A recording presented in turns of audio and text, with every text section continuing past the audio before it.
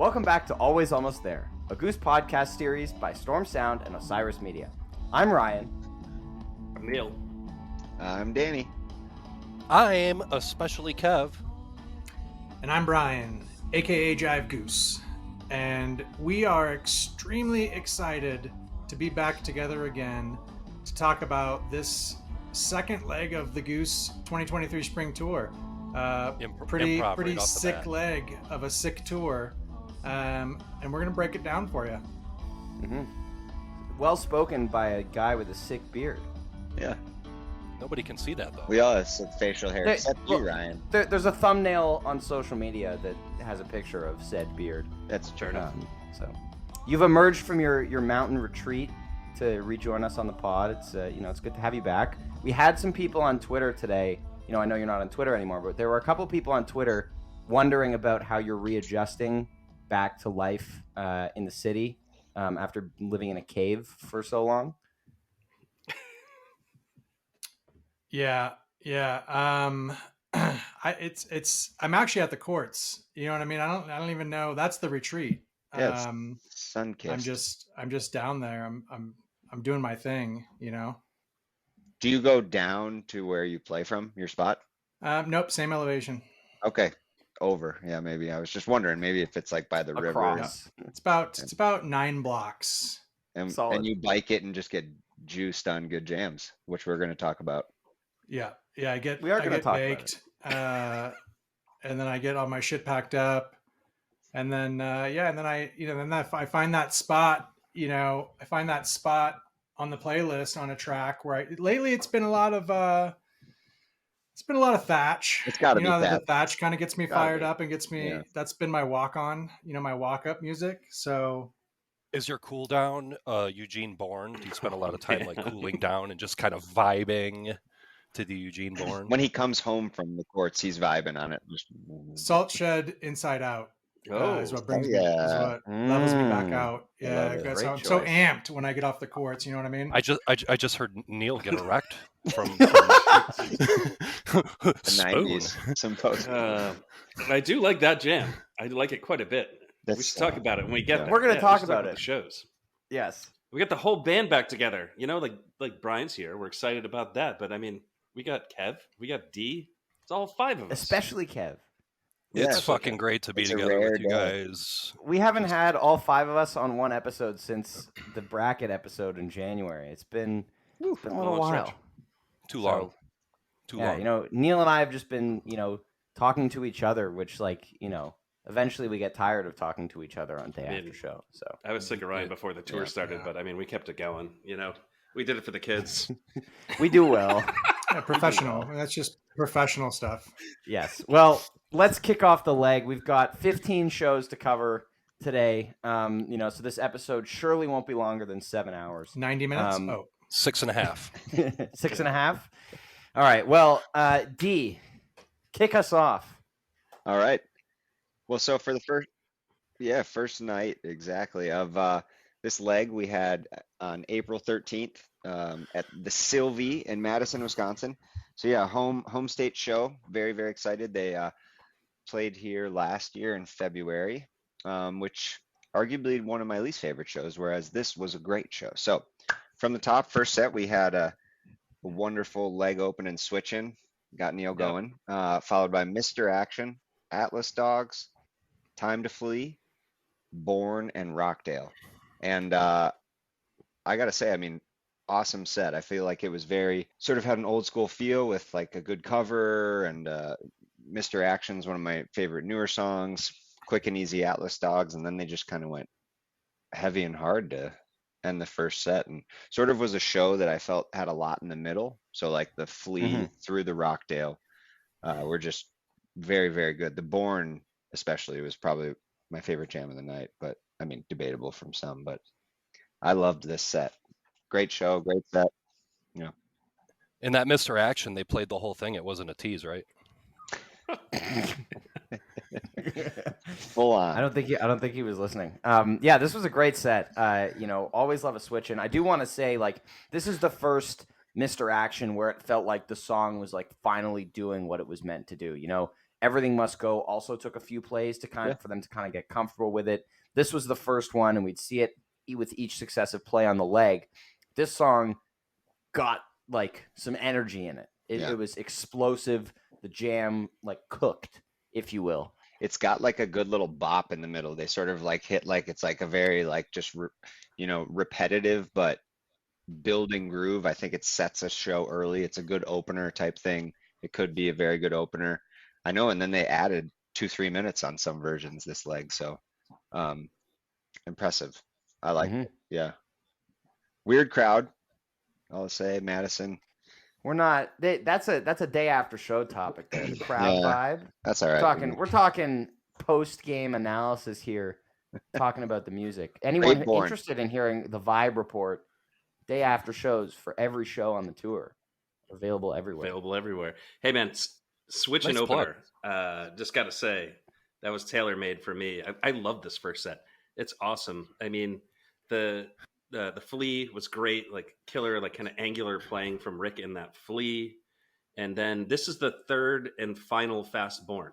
This is the last one that we've heard. Oh, nice. Yeah. And we call Thank some God. people call it the double time Hopefully. board. I don't know if that's actually true. If it's truly double time, but hey, that's what some folks call it. And that's cool. But I mean, that was pretty cool. I love this Rockdale. This Rockdale is awesome. Kind of drops down to just a bass groove, and then you get a drum solo, which is rare. I mean, how many drum solos have you gotten in any show? I wouldn't even call it a solo, just like a drum break, because they're just playing the groove. Yeah, I guess. I mean, they kind of do this like shuffle thing that was pretty cool, and they change it up a little bit. I mean, they came out of nowhere, right? It was just bass for a little while, with a little bit of percussion behind, but then they kind of drop into that thing, and then Rick just pulled the plug on that. He was like, enough of this drum shit. And then he just like came crashing in. But yeah, pretty cool Rockdale. It's short, but it's a memorable Rockdale. Efficient. Yeah, if I could, just an observation about this first set list in comparison to maybe what we would have seen a couple years ago from Goose. New song, Mr. Action, newer song, Atlas Dogs, newish song, Born, Rockdale. Like the only two like core older songs, one that they are accustomed to cover, Switching and Time to Flee. It's interesting to see their newer songs carrying a first set like this. A lot of this tour, I felt too. A lot of that. Yeah. What do you think, B? Yeah, I like this set a lot too. And yeah, I mean, I'm with Neal on Switching. I mean, I'll take the Switching opener any day. Was this the one where it wasn't on the list? And, Yep. And they this was an audible. Yeah. I don't even think it was what on the set list that night. Yeah.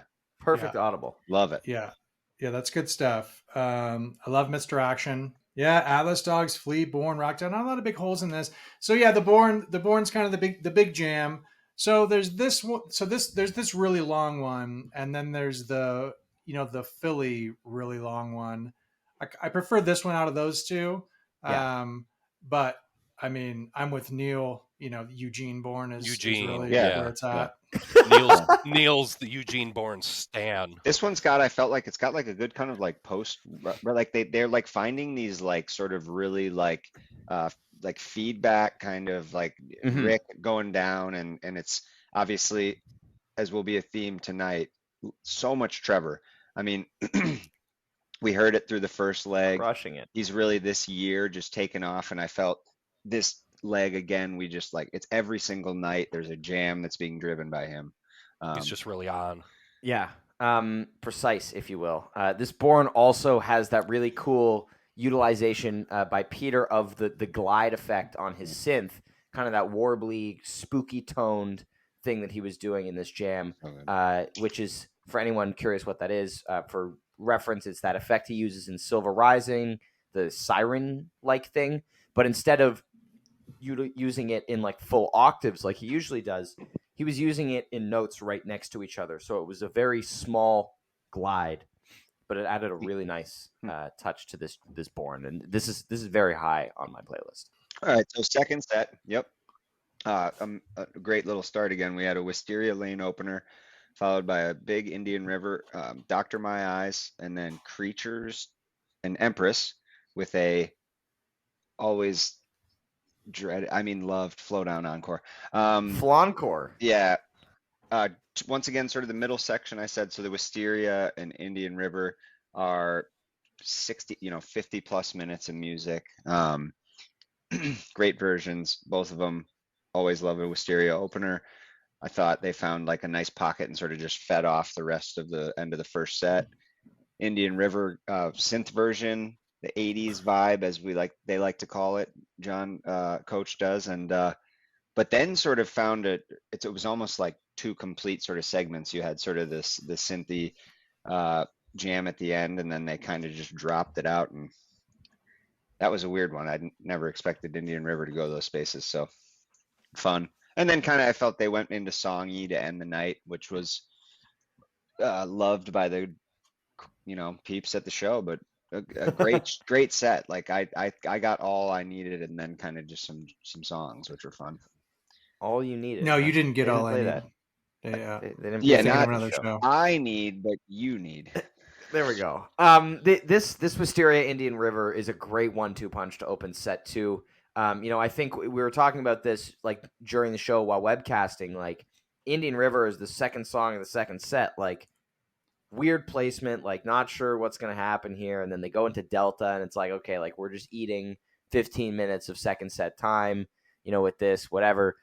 But then, like I didn't expect this to ever end up, as you said, not something you'd expect to end up in the space that it ended up in.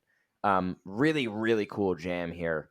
Amazing use by Peter of that warbly, spooky organ effect that he's got in that middle section, and great funk to end it off. I think definitely takes a long time to get to the interesting jamming. You have the Indian River, and then you get through like 10 minutes of Delta jamming. And then you get to the good stuff. So I think it's a little bit lower on my playlist than it normally would be with a jam that strong because of how much kind of fluff there is in it, if you will. But it's still really strong. And Wisteria, I mean, every Wisteria played continues to just like be insane. Unbelievable jam. I mean, I think this Wisteria is way up there. Tops. Yeah. And I'm not even going to spend any time talking about this Indian River because it doesn't really do a whole lot for me, to be honest. And I don't really, it's unique, but it's not like, I get it. Yeah. And I got to tell you, it's becoming harder for me. I don't know if it's as I get older or what, but I don't like to just fast forward till I'm 20 minutes into a song and then be like, oh yeah, okay, cool, I'm going to listen to this part. I've been spending a lot more time listening to a lot of these other versions of nice jammed out versions with some really good improv. And I don't know, this one just I can't do the first 17 minutes, I guess, to get a couple minutes.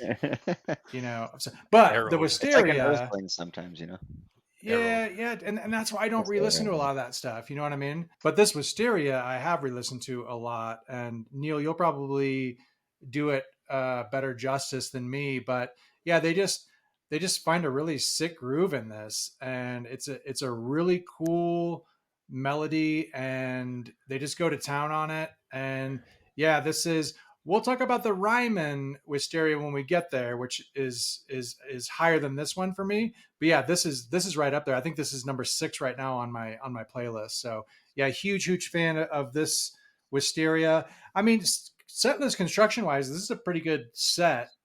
Before the Flow Down Encore, 2 really big jams, and then the Doctor My Eyes cover in the middle there to kind of kind of reset. And great cover. And there's a theory out there of the states that they play this in, and starting with an M, I think. There's Madison. Yeah. Oh yeah, it's the cities that they played in. Maybe. Yeah, Montana. Something with the M. Yeah, it's like the M and the Dr. Miles. Anyway, I felt like the Creatures and the Empress were fairly unremarkable, but nice way to close the set, though. You know what I mean? This was, I'm sure this was a really fun show to be at. And this show is high on my list too. I mean, it's a great show. And then the Encore Float. So I got your back on that.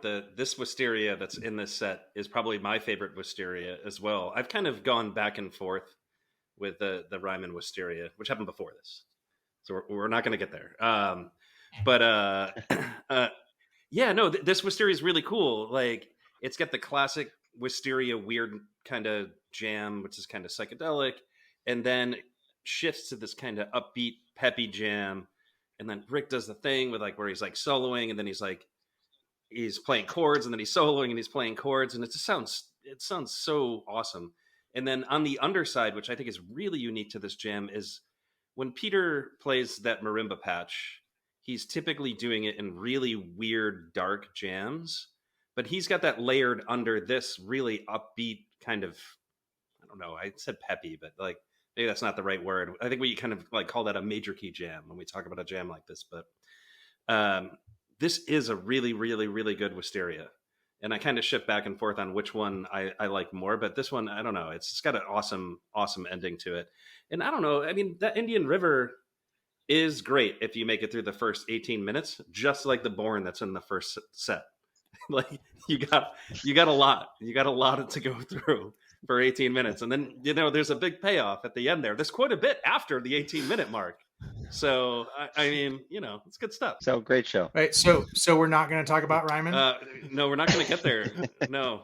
Not tonight, I mean, we can bend time. I think it's because I wasn't on that pod. I think it's because I wasn't on that pod. And so I never had a chance to talk about it. And I thought we were going to go back to those for me later. But if we don't have time, but that's hey, cool. So actually, I will say this, though, about this set.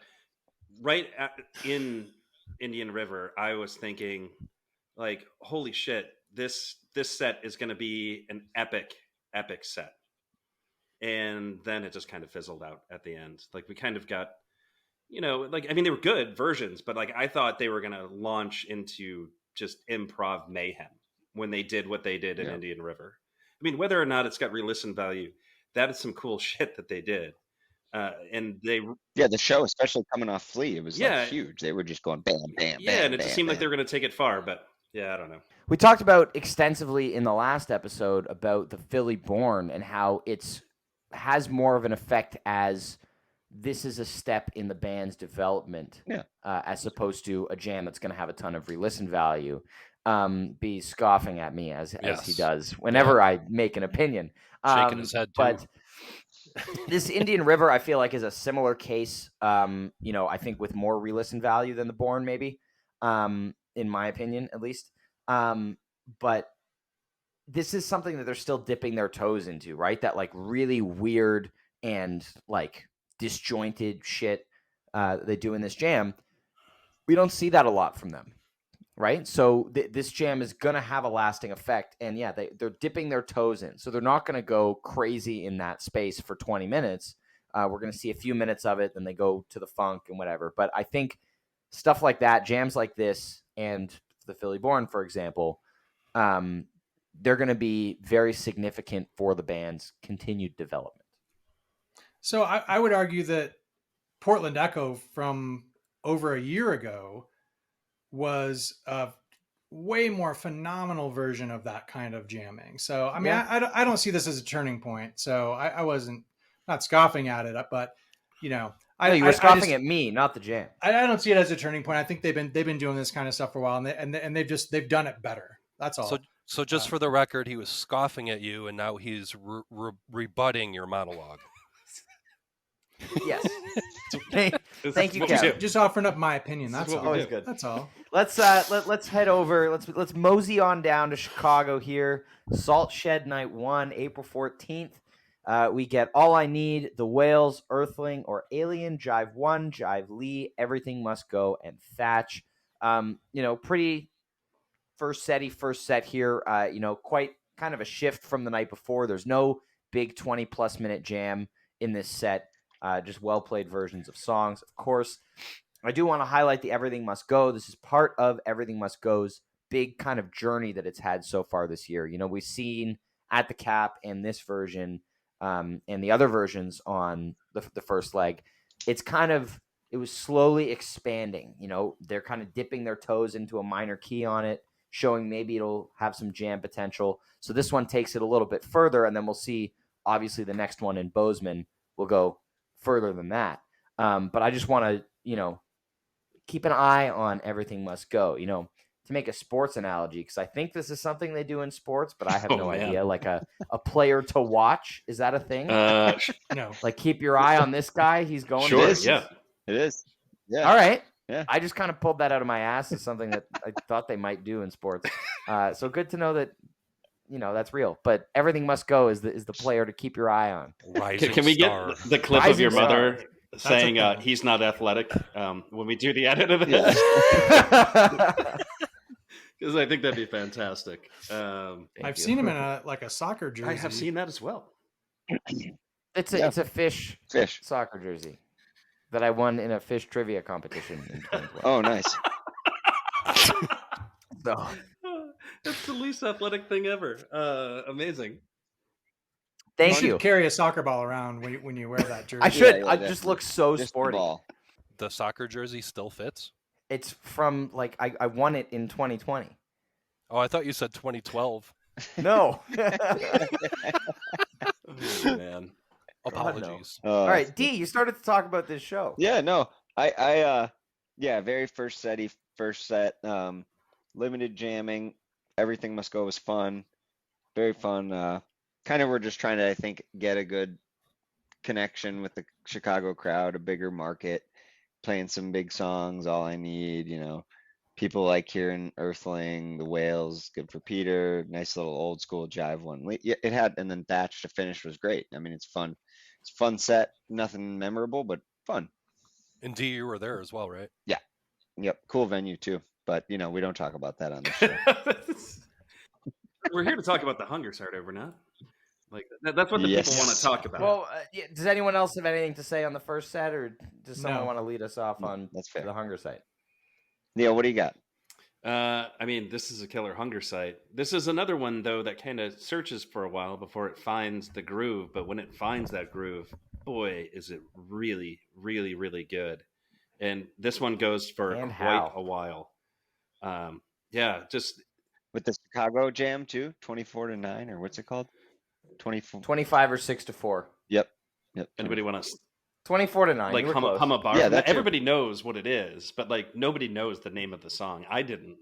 You don't know the name of the song? So, as somebody who grew up in Chicago, I definitely know the name of the song. I don't know. It's a lot of numbers, but I do know the song. Yeah, I Trev do know though. the song. Trev and Peter. Man, it's just Well, this is a great. I mean, I didn't say what they played in the set, but Hunger Site, Mist, Redbird, Seekers, Madavon, and then Tomorrow Never Knows Encore. This Hunger Site is my jam of the year. Yeah. So far. Yeah. It's my jam of the year too, and I think this is very easily re-listenable all the way through. I don't quite have that sense of having to wait around too long for anything to happen. And in fact, that's why I have this above the Big Echo, is because and I think they're both actually really strong in terms of kind of holding your interest throughout. More complete show. This one, Hunger Site, just feels a little bit more fluid to me, and it just speaks to me a little bit more as well. But yeah, I mean, I feel like we talked about it, maybe on one of the day after shows that I was on. Just Hunger Site, they're just crushing it. They love it. Yeah. I mean, they love Thatch, they love Hunger Site, and I love those songs, and this is the best version of this one they've ever played. Better than Philly, huh? Oh yeah, I mean, come on. Philly's number 2 for me for sure, but this is an all-timer.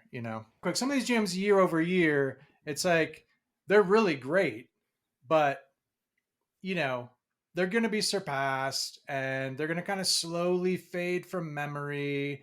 Talk about like this with Redbird, how Pittsburgh has that lasting appeal. You know what I mean? So, this is a monumental version. I mean, it's not going anywhere. So we got a lot of shows left this year, but this Hunger Site's definitely going to be up near the top. Sticking. Yeah, for sure. This is the first one of the leg where they do that kind of cross-eyed intro jam, I think. And, we've been seeing that recently, and we see it a lot throughout the leg. That's kind of a motif that they stick with. Talking about in the last episode, we talked a lot about how they've been emphasizing kind of bliss jams major key, a lot of great major key playing so far this year. One thing about Hunger Site too that I also kind of brought up on the day after show is it's kind of going into the path of like how Rosewood generally is, where you have first jam, type 1, hot, and then from that they go elsewhere. Yeah. So and that first jam in every single Hunger Site is just absolute molten lava. Like, it's so good. Yeah, and then to extend your analogy, it ends with a giant peak, right? And it's just so good. Hunger Site is the MVP of this tour. Every Hunger Site just absolutely kills. There's not a bad one. I mean, I haven't heard a Hunger Site where I was like, meh. Wisteria is good too, though. Yeah. I mean, it's like the same. They're just crushing them. 2 of their favorite songs right now. Damn right. All right. Damn right. And then, I mean, the rest of this set, solid Redbird for sure. They've started doing the Unfinished Mist again a little bit more. I would say one of them on this tour, which we will get to later, I was very happy about. The other one's kind of like, what's the deal? But yeah. I mean, look, there's some things I'm going to write. I'm going to write a letter to management because. Oh yeah. You can't keep unfinishing Mist. It's just Dear coach. Why? Lopping off the end of Mist, lopping off the bridge, if you will, of Drive. We need more polls because I think we need a broader base to that I think share in a lot of these opinions. I mean, I don't think anybody out there is saying, oh yeah, I mean, I like Mist, but the ending just kind of goes on too long. When Rick smokes it on the vocal stuff, and same thing with Drive. I mean, everybody loves that. I get that, I know we talked to Peter a little bit about this, and they like to change things up and keep them from being stale, whatever. But I mean, a lot of those decisions do make sense and work out. But man, some of them, like the Unfinished Mist, I mean, come on. B, I would make a suggestion that a lot of people, like not people that are talking right now in this chat, but a lot of people don't notice it. Haven't been around enough, haven't listened to the songs enough to notice that part of the song is missing and just think it's normal. And that's a tragedy. That's a problem. Well, I'll tell my sister and my niece. I'll tell my sister and my niece who are burgeoning fans that you're disappointed in them. Yeah. Because they're not noticing these Hey, I've been going to shows with your sister and your niece since Sculpture Park. That's true. 2021. Yeah. So don't try to make it sound like they're a couple of rookies out there who don't know how Mist finishes up. Yeah, they saw their first show before me. Yeah. No one is being spared from the pent-up judginess of Jive Goose tonight. I mean, it's all coming out tonight. It's just an opinion. Just an opinion, really. He's just offering opinions. And everyone on this pod knows everyone listening knows how much people on this pod love a late second set. Seekers, this is like ideal placement for it, Dance like, party, man. When they start playing Seekers Part 1, late second set, I am not going to the bathroom. Well, I mean, ever. And then you better stay there. And then you get an abbreviated Madavon right after that Seekers. Oh boy. Yeah. Did this show kind of fizzle out? Yeah. It's kind of a drag. I mean, it's such a bummer if they waste a Madavon and play it for 15 minutes. Yeah. Like, I mean, it's just like it was less. It was like 8 minutes, yeah. and then they went into the drone jam for the encore break. That's right. Like, when they started Madavon, it was like looking at the clock. It's like they have 18 minutes until curfew. Like, come on. Like, come on now. You better, like, it was like, are they going to non-core this and, like, give us a proper Madavon at least? And it's like, no. Or never knows. Yeah, sometimes I wonder if maybe they should take their time in between songs. You know what I mean? And kind of after almost every song, especially after some big jams, gauge where you're at. That Hunger Site went way longer than they probably anticipated when they were writing the set list out. You know what I mean? Mm-hmm. Yeah. So, take your time in between songs and think it through, because I think what happens is, it's not till after Seekers when you start, maybe, and I'm speculating, but maybe it's not till after Seekers that they go, oh shit, what time is it? You know what I mean? Right. Somebody's got to be watching the clock before you start Seekers in this scenario. You know what I mean? And be like, put the Madavon in instead of how about we drop Seekers, rip Madavon, and then come out for a proper encore? Yeah. Right. Or just non-core that shit. But this is not the first time I think you're going to be advocating for things that the Grateful Dead did that everyone regrets. Long pauses in between songs. Later, we're going to hear your pitch for Goose putting space into every show, and we talk about Eugene. So there's a preview. Okay, all right. Cut his mic, Let's Ryan. save Cut it. his mic. Cut his mic. Should we talk about the All next right, next show? show? Let's save that shit. Yeah, I think we can head over to Chicago night 2. And also, I just realized for those listening and following at home who are screaming at their phones or whatever they're listening on, that we incorrectly talked about the 25 or 6-4. It was not in Hunger Site. It was in the Pancakes from night 2. And so we apologize to any listeners for our incorrect. I was wondering what the fuck you guys were talking about. You didn't say anything. I remember where it was. I disagreed. There was something. Yeah, it was. You're right. It was the cross-eyed intro. It was the I was thinking of. Ghostbusters rap. It does teased sound by like Trevor Ghostbusters in in the that Hunger Hunger Site. I Site. was going to say. Yeah, Ghostbusters, and then the cross-eyed Anyway. jam. Sorry. Well, there was some Energy Master, big time. All teases over as well. this tour. Big All over this teases. tour. Every show. Your desire is what Yeah, I'm that's after. true. Okay. Take us through night 2, please. Yeah, let's get into night 2 here. That was Hometown April boy. 5th. Hometown boy who was not able to attend the hometown shows, unfortunately, because everybody knows Kev does not leave Colorado to see Goose. That's not true. I'm kidding. Night 2, Salt Shed, starts with an homage to Katie, California Magic, Echo of a Rose in the 2 spot, an homage to Neal in the 3 spot with Inside Out, followed by Silver Rising, new song Lead Up, Drive, to finish out that first set was a quick finish to Echo of a Rose. Much better first set. You got any thoughts on this first set, Kev? I have some thoughts. I love dubstep. I'm good, man. You guys chat You away. like Billy Strings too? I'm a huge Billy Strings fan. I've talked about this a little bit. I'm a bigger fan of his studio stuff than I am of the actual ongoing Jamgrass stuff that he does. But to each their own, and everybody should enjoy what they like. You didn't take a scooter up to Red Rocks yesterday? That wasn't me. Much contrary to what people are suggesting, that was not me with my son on I-70 headed to Red Rocks Anyway, to see Billy Strings in the rain. What do you think, Fee? So, normally we don't say things like, "Oh, that Inside Out was the highlight of the set," but that's exactly what I'm. That's exactly what I'm saying about and it's not that this is a bad set either. It's that Inside Out is actually that good, right? Just playing songs again, man. And the Echo has a nice jam too. But I really dig the vibe of the Inside Out, even though it almost kind of goes into what's that cover? They opened, they finished it at the Cap. Electric Avenue. Yes, it is. Yeah, it almost has a little bit of an Electric Avenue kind of vibe. Which is your to favorite it. song? Yeah, that's it. Which I don't mind because the jam is really that good. It's no Disco Inferno. It is not. It's not. Inside Out's right. Inside Out's really up there on my cover list.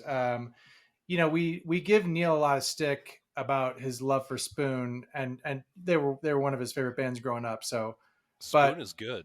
But this is a great cover. I mean, yeah. And frankly, it's one of those covers that Goose does, I think, 1,000 times better than the original artist did it. But that's neither here nor there. Yeah, this is right up there with What's Up for me in terms of covers. So yeah, love the Inside Out here. And yeah, otherwise it's a fun set for sure. Yeah, I'm sure this was a real vibey set. Yeah, I want to kind of go off of you saying that this Echo had an okay jam. This Echo is awesome. I mean, it's 15 minutes, and it's just, for me, it's just like nonstop heat. Like I really, really like this jam. It's not on my playlist. It's not like, but it's a very, very enjoyable listen. I'm just saying, don't skip over this Echo. And we said before we hit record that we wanted to highlight every single California Magic opener. And so I would like to highlight this California Magic opener. I gave tribute at the beginning. Yeah, I know. I just wanted to make sure that everyone knows that we're highlighting every California Magic opener We should. On this podcast. That's as we should. fantastic. And hey, Well, Lead up so is that's what I was amazing. just about to launch into. You do get kind of an array of amazing Goose songs that you're not really getting jams in, but they all kind of, they're new songs that are great, They're good. right? Yeah. So you get California Yes. Magic, you get Silver Rising, you get Lead Up in that set, and that's awesome. Those are all great songs, and I absolutely love Lead Up, and anytime they play it, I'm stoked. And I'm going to back you up on that, Echo. I love a fiery Echo, and that is fine if that's what they do with Echo of a Rose. Raging. It's a quick return for Echo, right? Is it? I don't know. Ryan, you're the one Is who it? usually has that info right at the ready. No, I'm 3-show gap, I guess. Yeah. So 2-show gap. The 2-show gap. Hey, we made it. According to the official elgoose.net. Breaking out the abacus. It's a 2-show gap.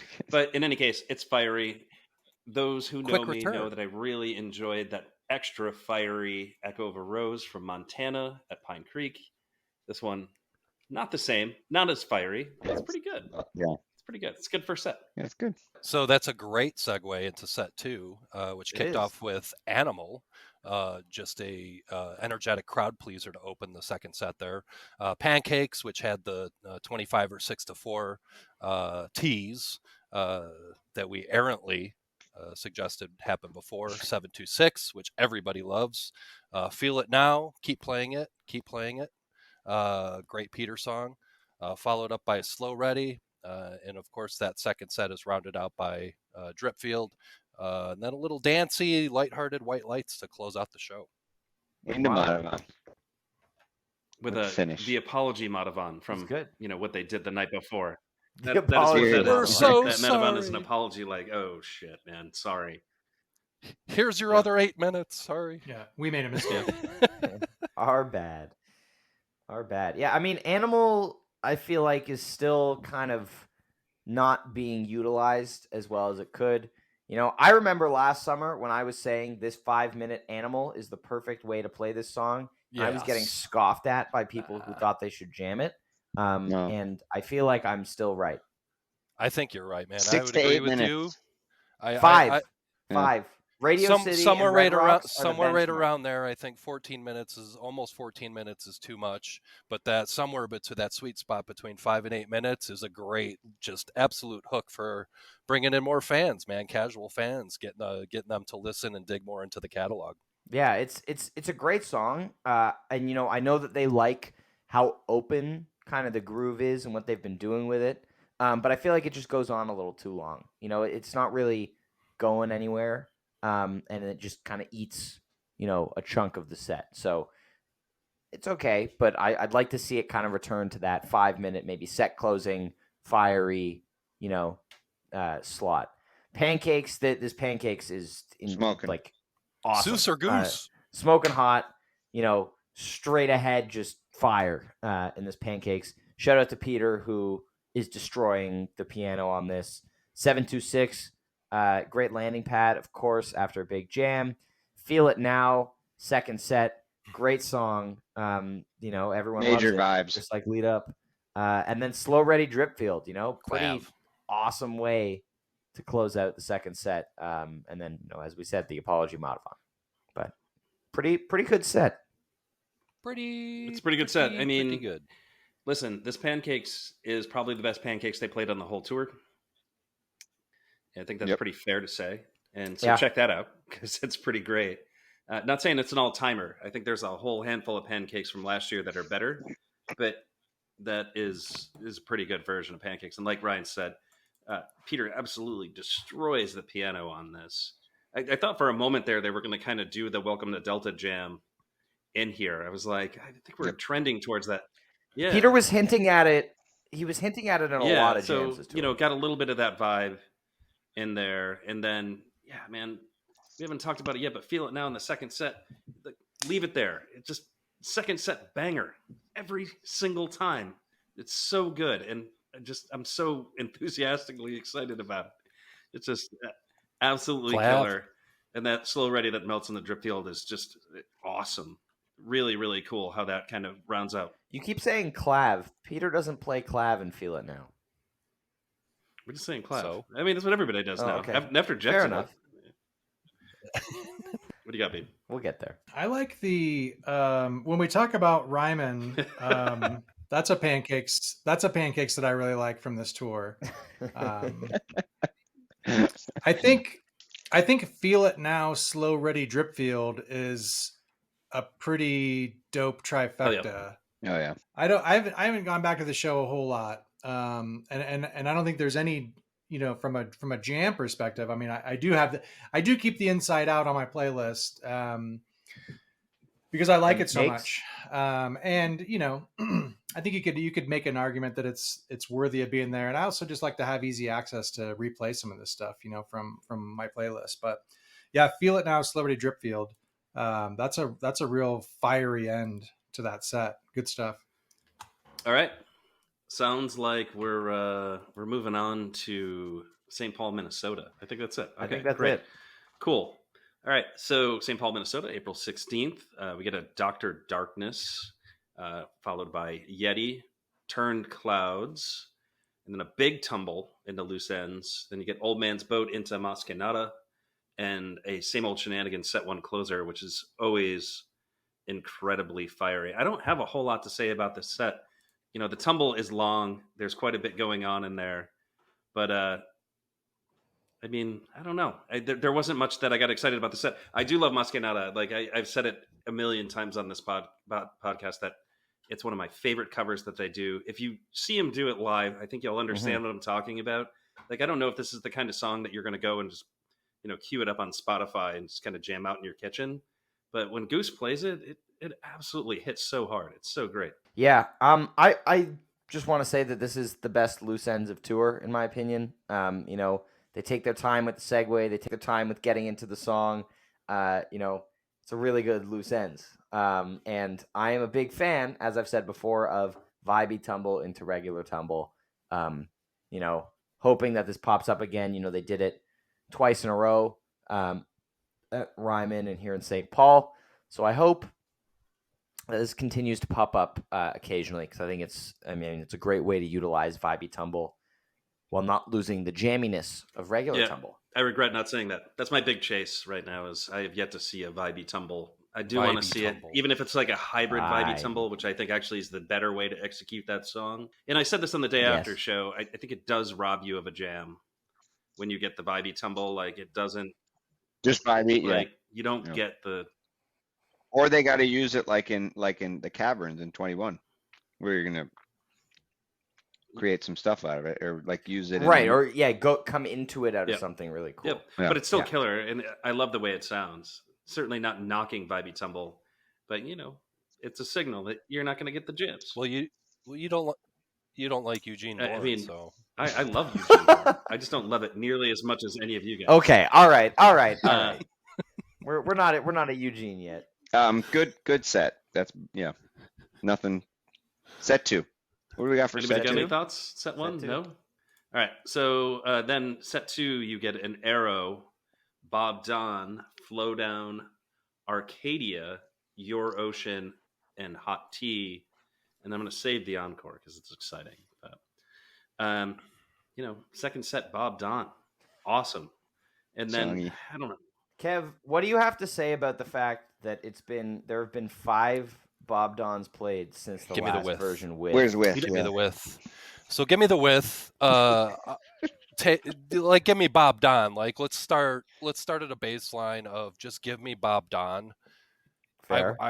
And I would like to politely ask the band to reintroduce the with.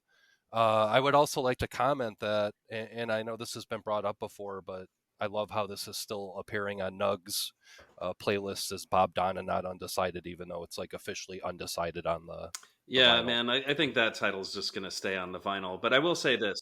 Like, there is no Bob Don with, but you do get a shitload of Bob Dons on this tour. You get way more than the statistical average of Bob Dons. So, like, yeah. And that's never bad. I'll absolutely take that. Yeah. It works really well after a jam in the second set. I feel like Bob Don is just a great landing dose of energy. Keep it going while, not anything too crazy.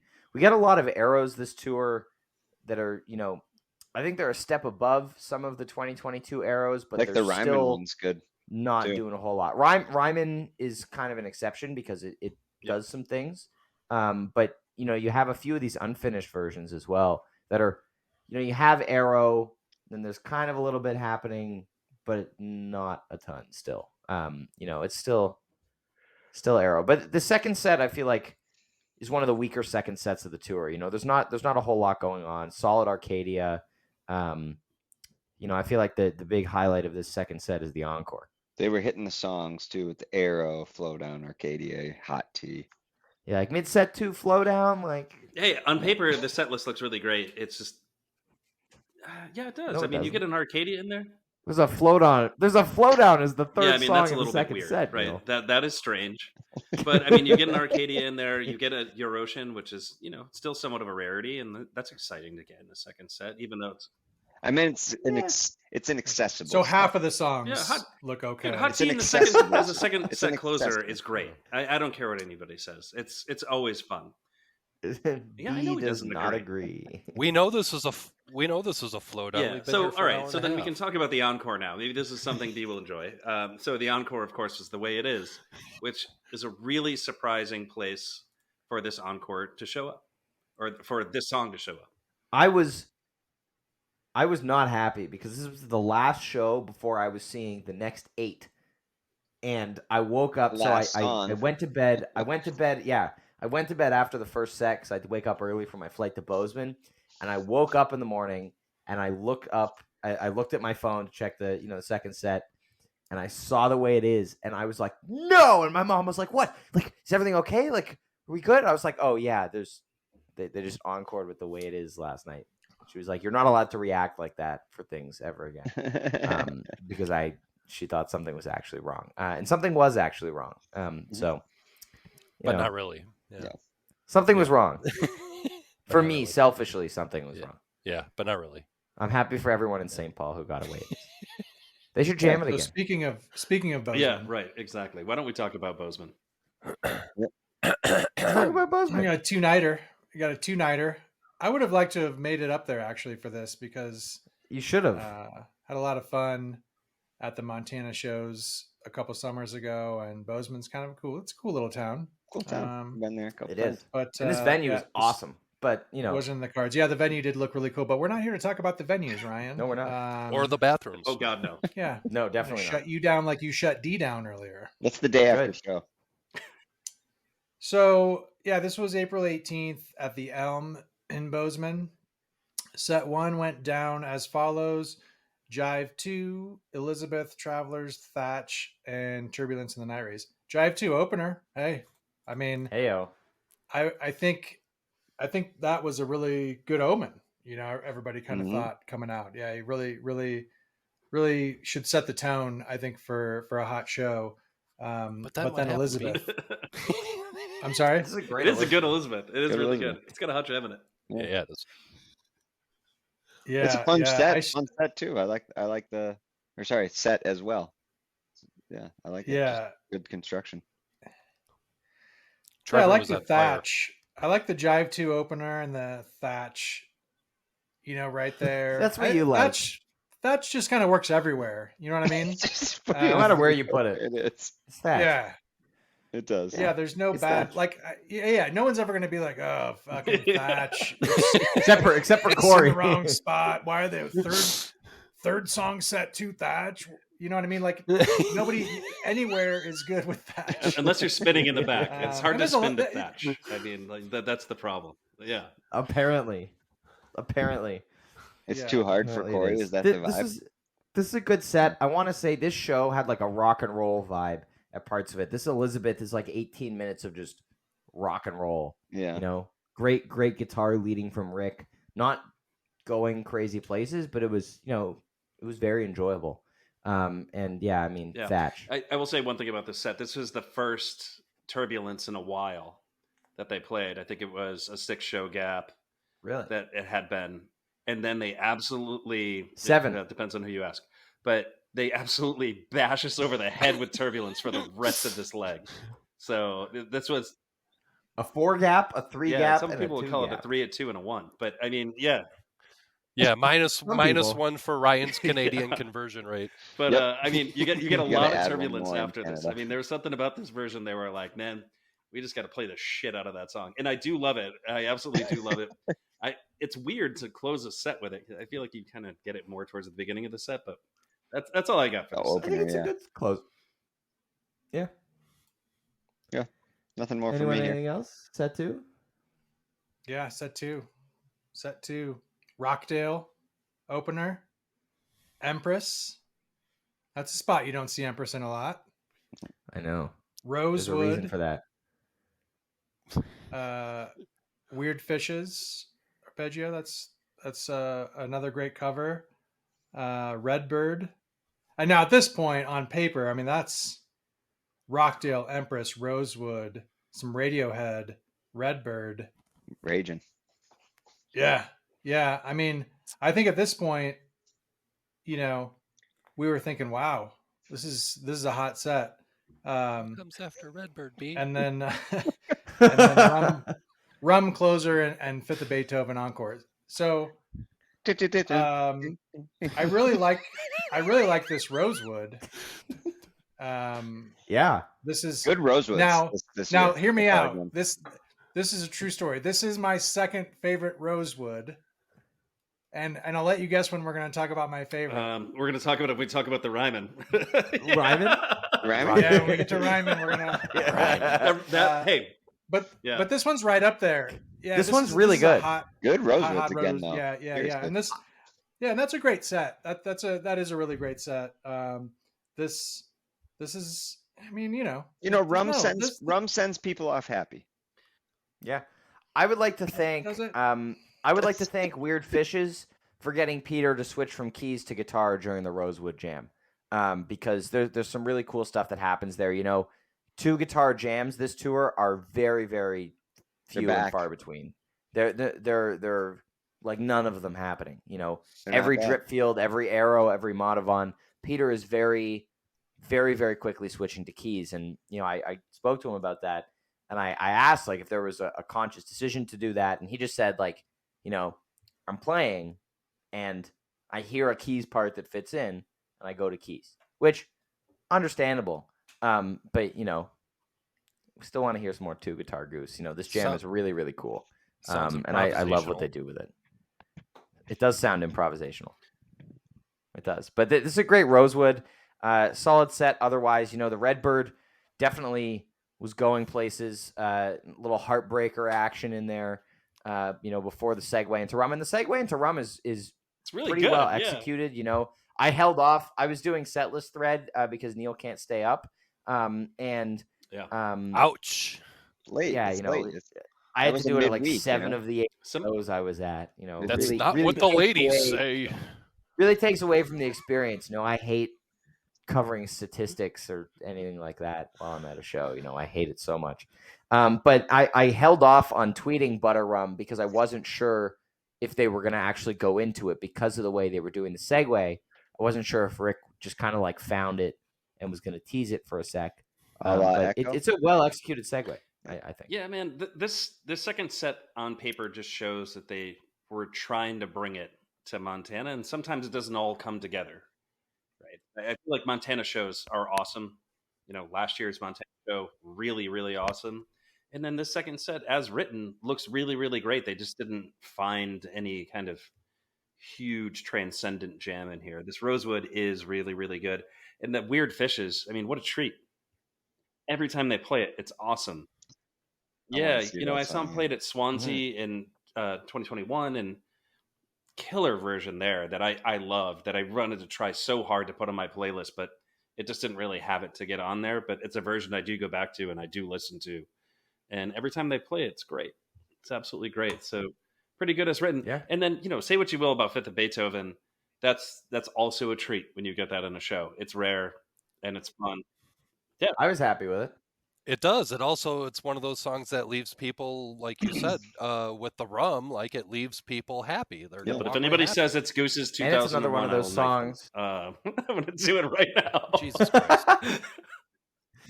And I would also like to point out that Clav tweet. Oh, is this Clav tweet night? Clav tweet. Clav. I would say Bozeman Night 1 was Clav tweet night. There was a lot of Clav tweeting happening during that show. I was referring to the Clav tweet, right. the. I know from No, Jeff, I'm talking about that's later on in the tour, but No. That was Warfield. Okay. We'll get to that. All right. Yeah. Well, we will move on to night 2. So, following, we had the second night of the 2 nights at the Elm in Bozeman on April 19th. First set, loving it. Coming in with the Mr. Action opener, and in the 2 slot, you know it bodes well, man. Doc Brown, followed by Indian River, Cantaloupe Island, Rare Cover, Atlas Dogs, Time to Flee, and a Pancakes closer. Good It's set. got a lot of Madison vibes here. You got Action, River, Dogs, Flee. But yeah, no cheese, full on. This one felt to me like it's just kind of got a Goose vibe to it. Like it's literally you get some covers, you get some newer songs, you get some. A Goose concert has a Goose vibe Yeah. to it? But like I'm talking 2017, 2018, like Old earlier Goose. shows. Oh, old school OG. Goose Old vibe. school vibes. OG vibes. Yeah, OG vibes. I don't know, nothing like crazy for me, but just kind of fun. Cantaloupe Island was exciting. That was Yeah, a full audible, not on the set list. I chatted with Coach for like a brief minute after the show because I needed to figure out what the hell the Muscle Milk Man was going to be noted as in the set list, which we'll talk about in a minute. But this Cantaloupe Island was just full spur of the moment out of the Delta Jam. They were like, "Hey, let's play Cantaloupe Island." Let's Herbie. Pretty cool. 213 show gap. Also exciting to hear Doc Brown pop up again after 50 shows. You know, it's been missing for way too long. Hopefully it comes back again on a shorter gap. But this Flea also has a couple, like a minute or two of really cool jamming before the segue into Pancakes. You know, kind of post peak, little spacey action before going into Cakes. But really solid set here. Yep. Yeah, I believe B and I caught the last Cantaloupe Island 2019 in Yes, sir. was that Fort Collins, Fort Collins. at the Aggie? It was 12/5/19. Coming out of that tumble. Yeah, and you know, there were some logins in there, some Hancock and some logins. B using his signature tone of superiority. Yeah, you know, I was at that show in 2019. Actually, you guys asked me. Herbie. Yeah, I was just bringing it up as a topic that we could discuss and a commonality amongst our group. Interesting thing about Cantaloupe Island. So. One, I love this song.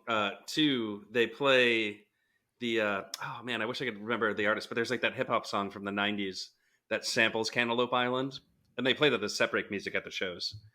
You know, remember like that bitty bitty bop? Yeah, funky, funky. So you know, it's always kind of there in their minds, I think, a little bit. But they've only played Cantaloupe Island in either of their homes, which is to say they've only played it in Connecticut or Colorado until this version. So that's interesting to say about that. But I mean, again, you get another treat out there in Montana. You get this Cantaloupe Island that they almost never play. They sound checked it last year. Everybody expected it to be played last year. And at Legend Valley, right? No, I don't think it was Legend Valley. I'm gonna go look now because it was. Was it at Legend Valley? Neal was there, and like I remember listening to those sound checks, and like I don't recall it, but maybe Cantaloupe Island sound check. That doesn't completely rule it out, Neal. You know, you're known for it's Legend Valley, man. Anything can happen there. So Neal, real quick. June 11th, 2022. Real quick follow up. Flip Fantasia was the sample for Cantaloupe Island in the 90s. Well, so what's it? Why do they like playing like tropical vibes, summer vibes, Escape as well in Montana? Well, this is the first run in Montana with no Escape. So they played Cantaloupe Island. So they played Cantaloupe Island instead. You know, I'll take Cantaloupe Island over Escape personally. Yeah. Anybody else? Yep. Nope. All right. So like set Cantaloupe 2. Island. Yeah. Set 2, we have Trevor just giving us a Muscle Milk Man theme, followed by Mist. In the face. Yep. So a Mist opener, if you may. Monster, Everything Must Go. No Rain. Hunger Sight. Madovan. Thick. Killer set. Best no rain of the tour. Yeah, that's for one sure. had a jam, and one happened. Great set, front to back. Yeah, just like Did they tease something in No Rain? Do you know? You mean flying? I'm looking at a Dark Star note. Yeah. Oh, the Dark Some people heard that Star. Dark Star. I think almost everybody didn't. But there's some I've agreement never, from across the aisle there on the band that It's yeah, on it the made it notes, to the notes. man. I've listened to this No Rain quite a bit, It's in the notes. and I don't hear that. But yeah, also agree that this is the best No Rain of the tour. I mean, the bar is incredibly low on that one. But yeah, man. You don't often get two either, so that's the other part. Yeah, it's true. I was excited to see this song pop up again. I'm gonna make direct eye contact here. You guys can't see with B as I say this, but also the continued evolution of Everything Must Go. We see this, as I mentioned, in Chicago. We're seeing these few seconds, minute or so of extended jamming. As soon as they launched into it in the second set here, I was like, okay, this is it. We're getting a jammed out Everything Must Go. And this is a solid minor key groove here, a little bit outside the song. So I think we're going to keep seeing it expand beyond this as the year goes on. I'm really curious, when we circle back over the summer after the June leg, what this song looks like, But this is a fun set, and there is a Dark Star tease after the No Rain. I do want to highlight this Madison as well, which is 12 minutes long, but goes to a lot of places for a 12-minute Goose Jam. Definitely worth a listen. This might be one of the greatest shows on paper. Yeah. Yeah. Certainly from the tour. And that's not a knock on it. In fact, I think as of right now, I might have this at like number 5, even without any jams on the playlist or any of that kind of stuff. I mean, this is just front to back, a great show. And yeah, when it comes to set list construction and things like that, I mean, obviously that's all opinion based. A song with, that somebody says, oh, there's no weak spots or whatever. I mean, that's going to depend on the person and the songs that they prefer and things like that. So for me, I mean, the set 2 especially is pretty fire from a setlist construction standpoint. Mist, EMG, No Rain as the mid set 2 cover, which is kind of a theme happening. Hunger Site Madavan, and then the Doobie Encore. So happy for good stuff. Good stuff. Hot, very solid show. Yeah. Dubin. All right. Anyone else on the show, or shall we Boyson go to Idaho? Finished the. Right, go to your Boise. Go to your Boise. Did they say Boise? Boise. Boise. I don't know. I was there for a couple of days. It was it was nice. This is a great show. I really like this show. I had a great time at it. I thought it was, a really great show. Tell us about the hot springs. That was in Bozeman. The hot springs were in Bozeman. We're actually just talking about the music tonight. We are just talking about the music tonight. Tell the hot us springs. About the hot springs. Were mentioned in the show. Who'd you go to the hot springs with? My mother. Who else was there? There's more to the story, Ryan. We ran into Jeff at the hot springs. It was a good time. It was a good time. Yeah. We ran into him. All right, let's hear about this show, Ryan. Yeah, let's talk about Boise. Into Jeff. Like to shout out Getty and his small venue light curtain at the show. One of 2 times on this leg of tour that it popped up. Really amazing to get to experience that in person. Fucking from the opening butterflies, as they're getting into that like drone weird delay jam, Getty's just like basically obscuring the band from view with just like a wall of light, and it was really, really cool to see in person. Look out, Cleveland, not getting jammed out like some of the versions back in 2021 that we saw, but solid funk. First Clav tweet of the night. All I Need, one of those very, very focused 20-minute versions, straight fire, for a while. nice Where's the Factory second Fiction jam? tease in there. It really felt like Peter was looking for the segue. Peter wanted to go into it, but Rick was like, "Nah, like we're gonna keep jamming a little." And then they get into some nice blissy stuff towards the end. Drive Where's the one, Bob second Don, jam? so ready. 60. Solid, very, very solid, excellent first set here. Good Trevor in this. All I need. Trevor's killing it. MVP. Yep. Yeah. Precision dialed in Yeah. Just every night. root notes, On. though. Root Not notes. to be contrarian. I mean, I will say this one Please thing about this All proceed. I Need. They kind of grab onto this melodic riff and they kind of bring it to a soaring peak like none I've heard. Oh, yes. But like for real, the Factory Fiction tease in this is more than a tease. I mean, they're really trying to play this song, and it's more than just Peter. And by It's everybody but Rick. Yeah, Peter. Wants to Rick fucking says play the no. song, and No. and Rick is like, nah, Yeah, Rick like said we're no not for playing sure. it. And I was I don't excited. think so. Like, there's been a lot of Factory Fiction. I think I've been one of those people who's been like, they shouldn't really play it all that often because it's like kind of losing its, mystique. But in this moment, I was like, yes, bring on the Factory Fiction. Then, of course, Heartbreak. But still, this is a pretty good All I Need. Like I think we get hung up on jams and ranking jams and talk about like what's the best All I Need from the tour, and like maybe this is like the, sixth best All I Need. But I mean, it's I've got it at 5. it's good. Yeah. B's like, hang me up, baby. No, I agree. Yeah, I mean, it's a good All I Need. It's good. And otherwise, another fun, another fun set. You had a nice big jam in there, another fun set. But I mean, let's go to set 2, Ryan, because I mean, this show is all about the mid stereo. Oh. Yes. Oh. Because it's in the middle of set The second 2. song, No, actually. like but- mids. I just want to say also before we move on to set 2, I just want to reiterate how much I really love Butterflies. It's a as great song. I love Butterflies. I love this song. Yeah. I don't get people who don't like this 90s song. vibes, man. Yeah. 90s Because vibes. they're lame, and this song is great. I like Butterflies over the so- Whales. Peter wants to play one. Yeah. Yes. Second I'm with- set, I'm with D. we open up with The Drive, another jamless one.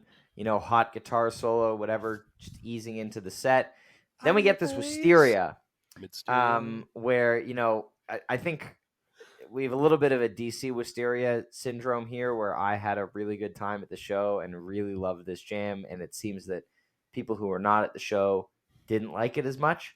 But I like. think they I'm call a that huge attendance fan. bias. Probably. I think they do.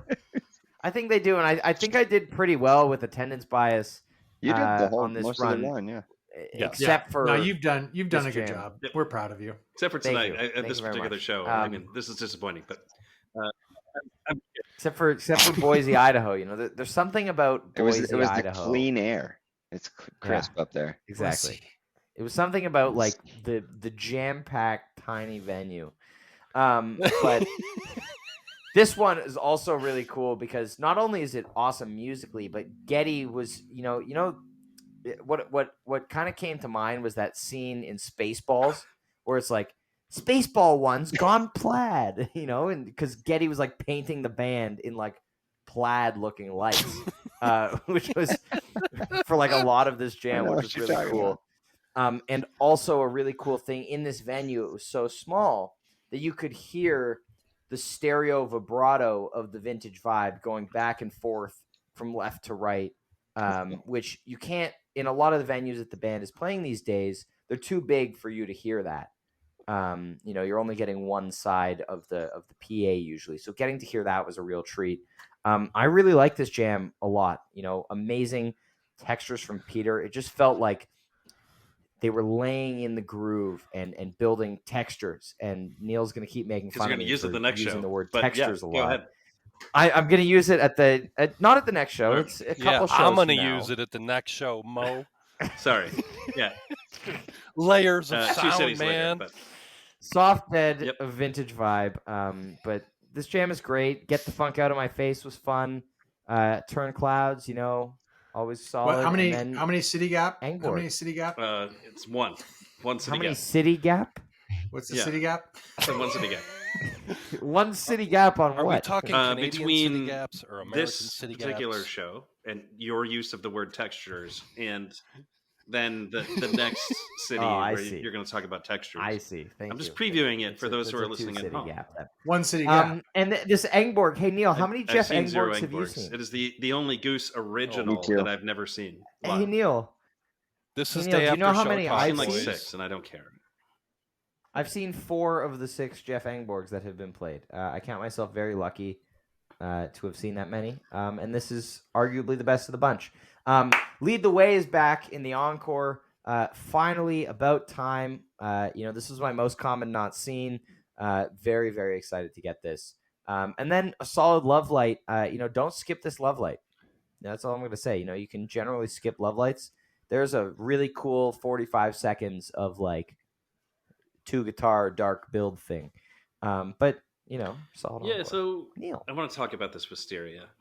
And I do. Oh, you do, dude. There are many, many good wisterias on this tour. I think this is not my favorite wisteria, but it's still really good. It's very, very good version of the song. I think what kind of deflates this wisteria for me is that it is mostly a build into like Get the Funk Out of My Face. Like it does Mostly? feel like that. Like It's like the last couple of minutes. yes, sir. Right? Like I mean, I just like there's not that much there that I find all that exciting. But it's still good. It's still very, very good. It is a good jam, and every wisteria is great. So like I'm not sitting here like just like shitting on Goose. That's certainly not why I'm on this podcast. But like I We don't don't do love that, this version as much as you do. I just want to be above board on that. But Yeah, we're not fair. saying it's certainly not bad. saying that. You're saying it's We're mid. saying we're saying mid stereo because it's like middle of the pack with Yeah, stereo. there are not like better it's ones. mids, as in like Frasco smokes mids. You guys are way nicer about it when we have the record button pushed than you are in the group We're chat. gonna I'll edit say your that. comment out. I mean, we don't talk about the chat on. We on don't air. do any. Come on. The We don't peer do review mids. process is strong because it builds integrity in the podcast. Yeah. That's all I'm saying. But we're nice Yeah, we to got each to. Well, other. so we in you got to public. hold each other accountable. That's just part of Yeah, being professional. exactly. And hey, look at the way the set kind of shakes out. You And we do are. get a shorter drive, which is a theme in this tour, right? Still, it's really, really cool. Leaves you longing for, the bridge section, as, Jive is saying, or like Or some any kind of a jam. jam in it. But you do get this Seriously. wisteria. It is a reasonably hot wisteria. You get the funk out of my face. Awesome. Always so much fun when you see it Out- live. It's out, so Ma. good.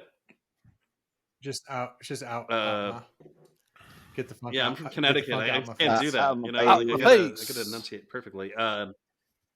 Neal, Okay. you've been talking about Get the Funk Out of My Face for like 30 seconds, and you haven't talked about the you don't like Don't my need music, to you don't choose yeah, have to which choose it. you know, thing. like I kind of love that they do that. That's so I mean, out of character. I wish for they you. played it like every single show of like You don't have to Tab choose Goose it. tour. They could have just played like "Get the Fuck Out of My Face" like the whole entire time. Get the It's fuck like, out of my "You don't face, like my yeah. music? Fuck off! Like we're gonna play our set anyway, and we're gonna take the money and walk away. So yeah, so there was that, and then Turn Clouds. Second set, Turn Clouds. Nobody's ever gonna complain. And then Angborg rips. That's like an amazing way to end a show. You Rips. get an Angborg and a Get the Funk Out of My Face. That's a You're dance party. jealous? This whole show that's fun. It's a fun show. Yeah, because it's a really good set too. Yeah, really good set too. Fun set. And lead the yeah. way. I mean, that's That's a perfect. Finally. nice. That's a great encore. Yeah, nice way too. to bring it back. Yeah, Yeah. nice way to bring it back. A lot 40 of respect. shows. 40. 40? 40. Jeez. The Too next long. longest gap Wow. was 39. For it before. Yeah, from December 2018 to June 2019, which is possible that there are missing shows in that gap, that would Okay. shorten that. But possibly, yeah, it's the longest gap in Oh, the that song's would history, extend which is it, crazy. wouldn't it? Because that'd be. Oh, you're saying if there was a song. Like I think there are some missing set lists. mystery in that lead the time way. period that would make it That's true. a shorter gap. Yeah. Yeah, we don't have all the data. No, we don't. It's lost. lost on All right. one of Coach's So we computers. went up to the northwest with the beautiful PA. Oh boy. Yeah. yeah. So that's the That's great the way transition to put to the Paramount, right? April 22nd, Mhm. 2023. No Rest for the Wicked. Sleeveless in Yes. in Seattle, I had sleeves. playing an opener that sort of The picture is fitting foreshadowed. for Peter too. Yeah.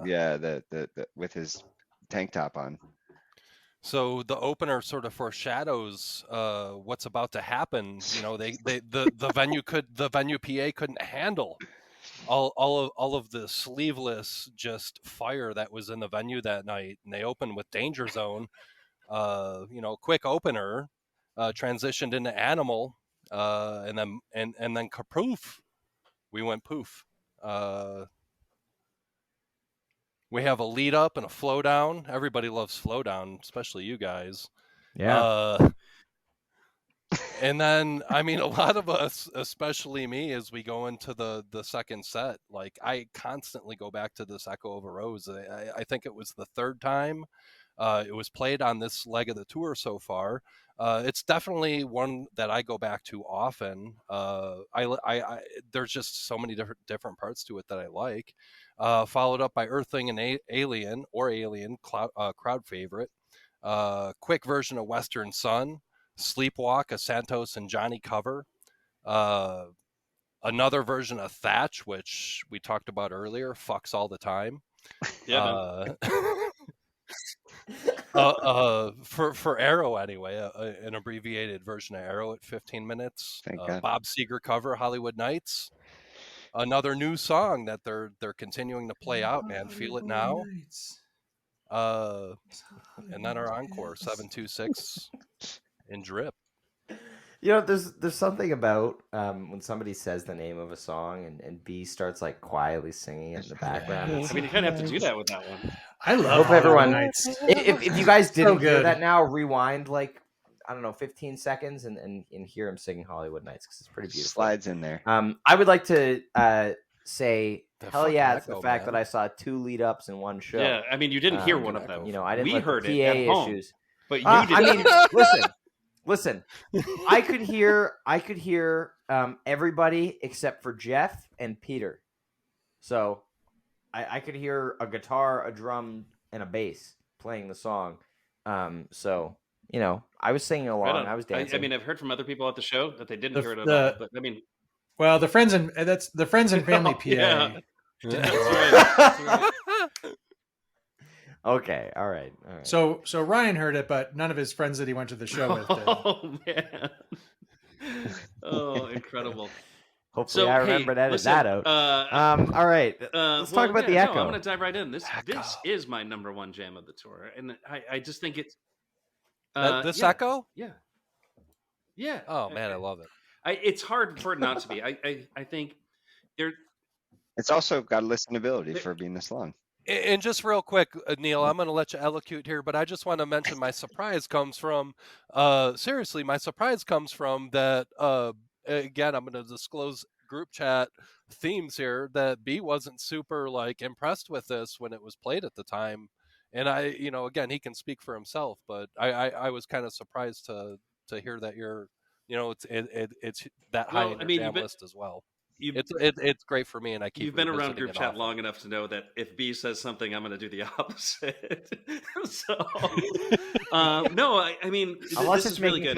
I think it's hard for like the cream to rise to the top on this tour, and I think it's one of those situations where. Are you trying to give an analogy for your fantasy performance? What I'm trying to do is talk about the jam, but everybody keeps interrupting me. No, this is a really, really good jam, and I think this one for me is my most favorite one to go back and listen to. It's got a lot of distinct sections. It has a lot of the things that we love about this band when they do things improvisationally, and yeah, I mean, it's also the longest jam they've ever played, and that's not why it's my favorite. It's my favorite because the content of the improv that they have in this. I mean, wow, it's so good. And it's so worth, giving it 40 some odd minutes of your time to listen to. This is not like the second longest jam they've ever played, which that also has echo in it, as a matter of fact. So yeah, it's really good. And then I think you get a lot of other really great stuff in this set. You get a Sleepwalk, which is awesome. And then you get a Thatch, fantastic. And then you get you get an arrow sandwich, which like, dude, arrow sandwiches are the way. Like, just do arrow sandwiches. What? How does arrow taste in a sandwich? I mean, hey, if you're gonna have that sandwich with like the meat being Hollywood Nights, then yeah. I mean, absolutely great stuff. And like, That's Hollywood Nights. you were so excited about that. You were like texting him about Hollywood Nights. So I mean, like, geez, why don't you just go? What did they? They did it. They Hollywood did it in Nights. Cincinnati, and then where And else those again? Hollywood Well, it was. hills. This is the second Arrow Hollywood Nights sandwich. The first one being Yes. at Mohegan Tab tour. Yeah. during Got it. Taboo's tour, which Neal and I were both at. That was fun.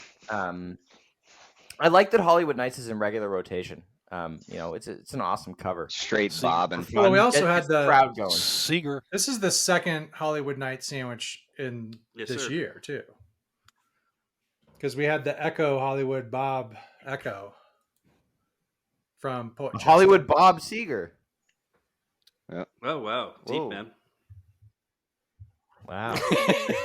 Anyway, I want to talk about this Echo. You know, there's like a solid like 8 minutes of clav tweet I mean, happening in this you one. get it all, dude. Yeah.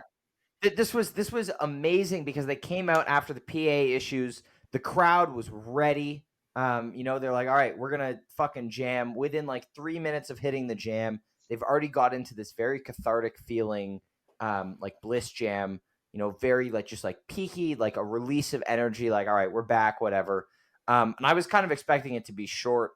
You know, after that, kind of wrap it up and then move on to more songs and just kind of have a feel good.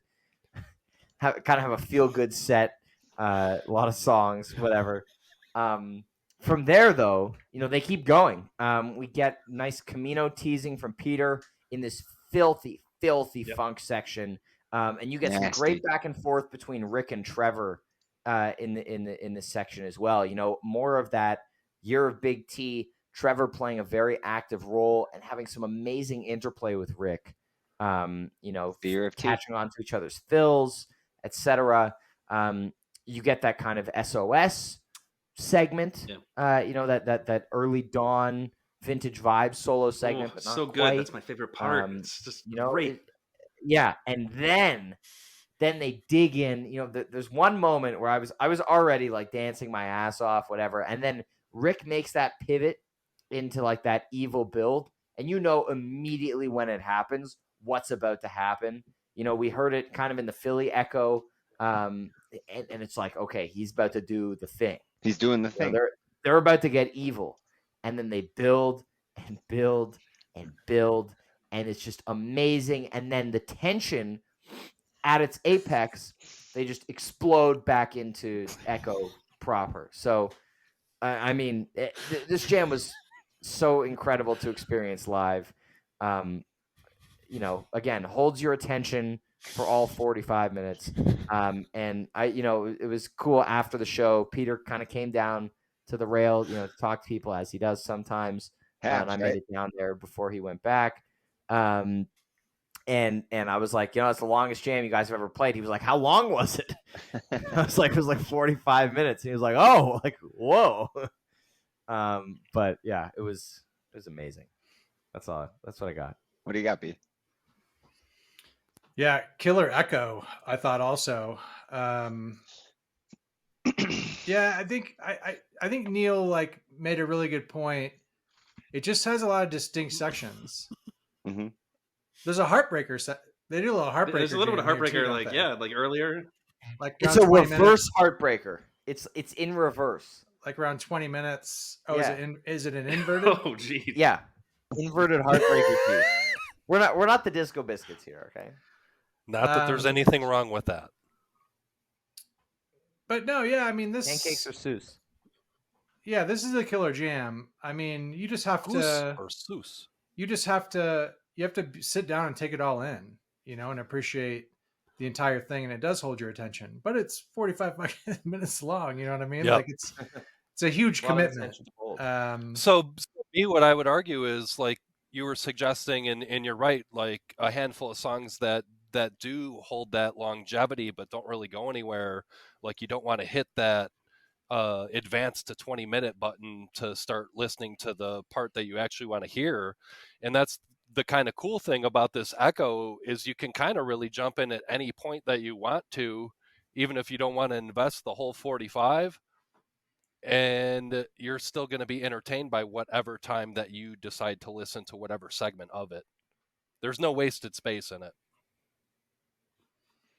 No, it's solid all the way through for sure. I still have the hunger side out of it for now, but two really great long jams. And one last kind of thought about that. Last year there were more than a couple actually really long jams. And let's say 25-minute plus jams. And I kind of felt like a lot of those fell flat last year. And this year they're kind of crushing those. And that's, I feel like that's hard to do. You know what I mean? Yeah. I feel like it's really hard to go out there and, just let it all hang out and just kind of let it flow and see where it goes and do all that kind of stuff. Obviously sometimes you have to trust to get through some rough parts or whatever, but I mean, they've just kind of been rolling through these and just kind of crushing them front to back. So there's something happened there. That's something, Ryan, that I would talk about development. I think that's something that's that rather than everything must go. Yeah. Well, I mean, I think there's a real difference there. You know what I mean? I think we can point to a lot of versions of songs last year. The 38-minute Rosewood is the easiest one to kind of pick on, right? Mm-hmm. But there were also some other long Rosewoods and long Arrows, and so anyway, I find that interesting. That when I was thinking about the hunger side and the Echo especially, they've really kind of been able to do that for some reason with these two jams. So good. Yeah, good to job connect like Jive's point, and then to connect actually what Dee said earlier. You think back to the Arrow that they played at. Actually, was that at the Sylvie last year, or was that? Yeah, it was at the Sylvie last year. And that was one of the longest jams that they played that whole entire tour. It was huge Arrow, and like not much payoff for the amount of time that you invest in that. But then you listen to something like this, or you listen to Chicago Hunger Site, and they're so good. They're so good, and there's so much there to grab you. And I love that about this band right now, that they're not afraid to go out there and do these things. And there have been times on this tour where it hasn't gone well, right? I mean, some people really like the Fiddlyborn, for example. For me, I think they were searching for a really long time and never found what they were looking for. And then you have like this Echo, where they didn't search for a really long time. They just found it, and they kept finding it over and over and over again. And you're reminded why this band is incredible. They're amazing at improv. And that's what this Echo is. Hey, and I almost forgot. Shout out to Peter playing guitar with his foot. Good for that. B, what do you got? Just a couple more things real quick. Yeah, I mean, whenever Arrow has Hollywood Nights in it, that's an Arrow I can get behind. So I like this Arrow. And then also, it's interesting. So there's been a lot of 44, 45-minute jams, this year. By other bands. But hey, anybody? So Donato did a 45-minute I've heard about jam. that. Yeah. Did you listen to it? Really big Dark Star tease. Is it good? No, it actually is really good. Kreutzmann, yeah. A really Dark Star. Okay, it's fucking really good. It's 45-minute Dark Star. This is now a Daniel Donato. Check it out podcast. if you haven't, and you're listening. Yeah, I wanted to check it out. I was just curious if anybody has listened to it yet. But I found that interesting.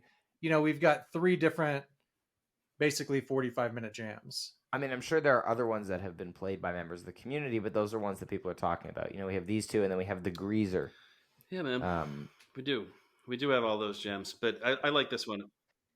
No, I'm not going to say on the podcast live which one I think is the best, because it goes against this podcast. Well, then you've already done it. But in any case, this is a great jam. Rules? And this is like one of my favorite jams that they played this whole tour. This set cooks from beginning to end. There is nothing. And another 726 nothing bad about the set. And then, man, what a way to close out the show. 726 Dripfield. Amazing. Love it. Feel it now? Yeah, Feel It Now, closer Yep. of the second set too, which I should have said. I mean, what a way. You gotta love Feel It Now. It's Yeah. a groover. I mean, Hollywood Nights, Feel It Now, 726 Dripfield. Awesome set. And like, Vibes. thank God that PA got all fucked up in that set. I mean, I think that's like the one thing that we should actually say right now, because maybe this never would have happened this way. That echo never would have happened. And I was saying like this that night too, which is the last time Goose has really had a set totally screwed up by a show.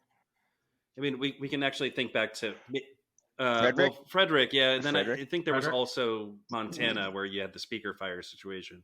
But yeah, you go all the way back to Frederick, and like, I mean, they came out from that, and it was just hot.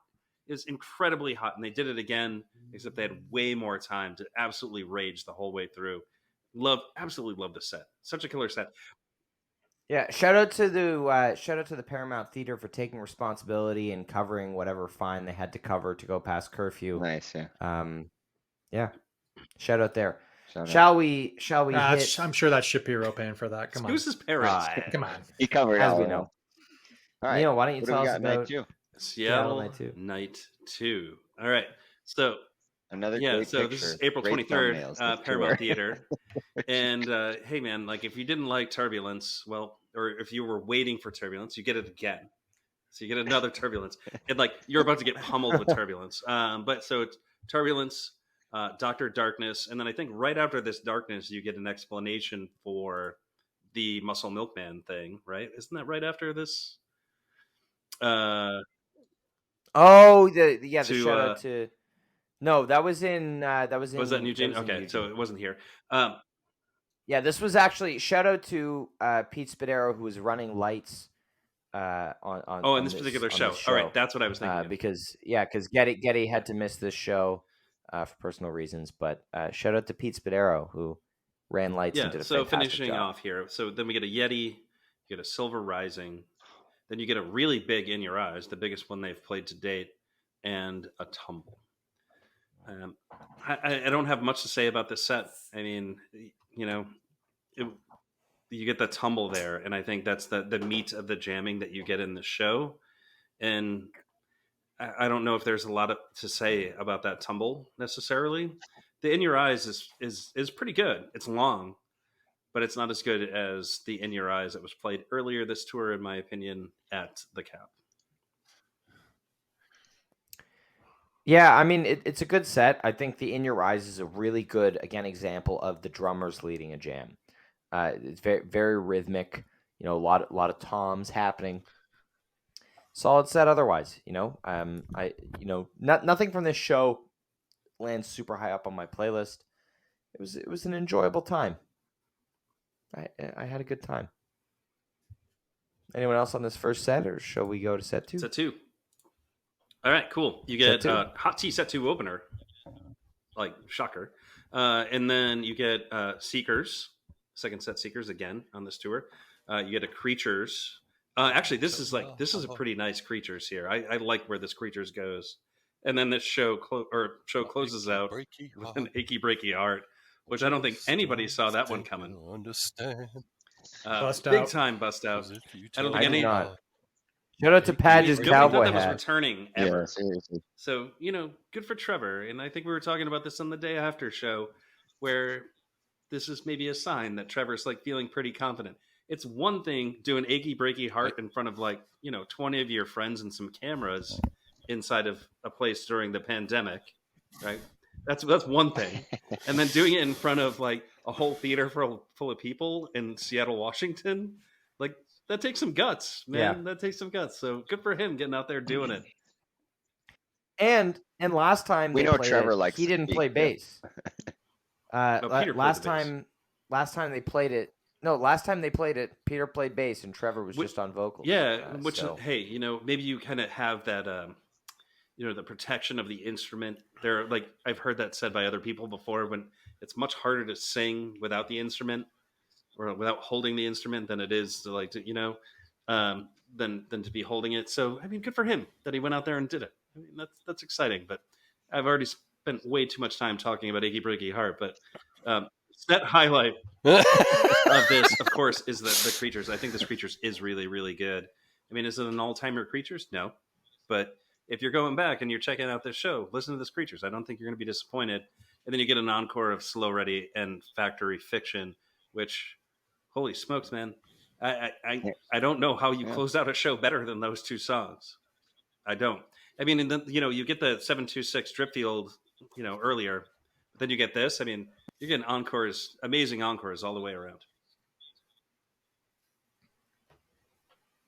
Very well put. Yep.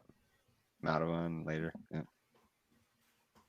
I thought the Bingo Tour Achy Breaky was better than this one. Personally. Way to The be goat Achy Breaky. The goat. Yeah. That was it? That was all you It's had? just the novelty of it. That was That's the all I had. novelty of it. Which one is the goat, which one is not. And that covers Seattle. And so now, we're going to head over mosey on down the coast to Neal's favorite show. All right, let's talk about Eugene. So Tuesday, April 25th, rolling down into Eugene, Oregon. Set one kicked off with the Whales. Had a jive one, Mr. Action, pretty sick Born, and then a Rockdale set closer. And yeah, I mean, look, this set's all about the Born. So I really like this Born. I know it's, we're going to hear some opinions, but we're definitely going to hear some opinions. I mean, look, Brian, real quick before we get into big opinions, can I say one thing real quick? Yeah, go ahead, Kev. The Mr. Action was a full version of Mr. Action, not a tease. I'm glad we get that out of the way. Full So action. we Go don't ahead. say, yeah. I'm So out. If we just say Mr. Action, then we'll know. That's what that Thank you means. for specifying, Kev. We need This was the goat action, even maybe. Everybody's got valid opinions, by the way. So let's make that clear. so drop that down. So this Born, it's it's just really pleasing to listen to. It's just laid back and like atmospheric, and Textures. There's some textures happening, and it does, and through all that, it does have a nice kind of slow build up to the end. But anyway, I'm a huge fan, and at the end of the day, look, we don't want to get too hung up on. I feel like this Born has been, the culprit for some, healthy debate, around our circles. And at the end of the day, it doesn't matter like where you have it ranked and all that stuff, right? Because really different people have different criteria for how they rank this stuff and build their Jam of the Year playlist and all that kind of thing. And honestly, for me, I give a lot of weight to just how it makes me feel and how pleasing to the ear it is, and how much I want to re-listen to it, right? And so this Born checks those boxes for me. Now, if somebody wants to ask the question, well, is it the most impressive improvisational music on their journey they've ever played? Then I'd probably say no, right? False on that. But it's definitely pleasing to my ear. And so jam of the show for me in that regard as well. I mean, I'm a huge fan of the Born. I'm going to continue to listen to it, and I will have it ranked fairly high on my playlist. Certainly not number one. I think it's a good time for me to jump in. I mean, let's talk about this Born for a minute. Oh, This please, is Neal, we want to hear it. very, very, very good piece of music. I think anybody who likes Yeah? the Well band said. Goose is going to love what this Born is.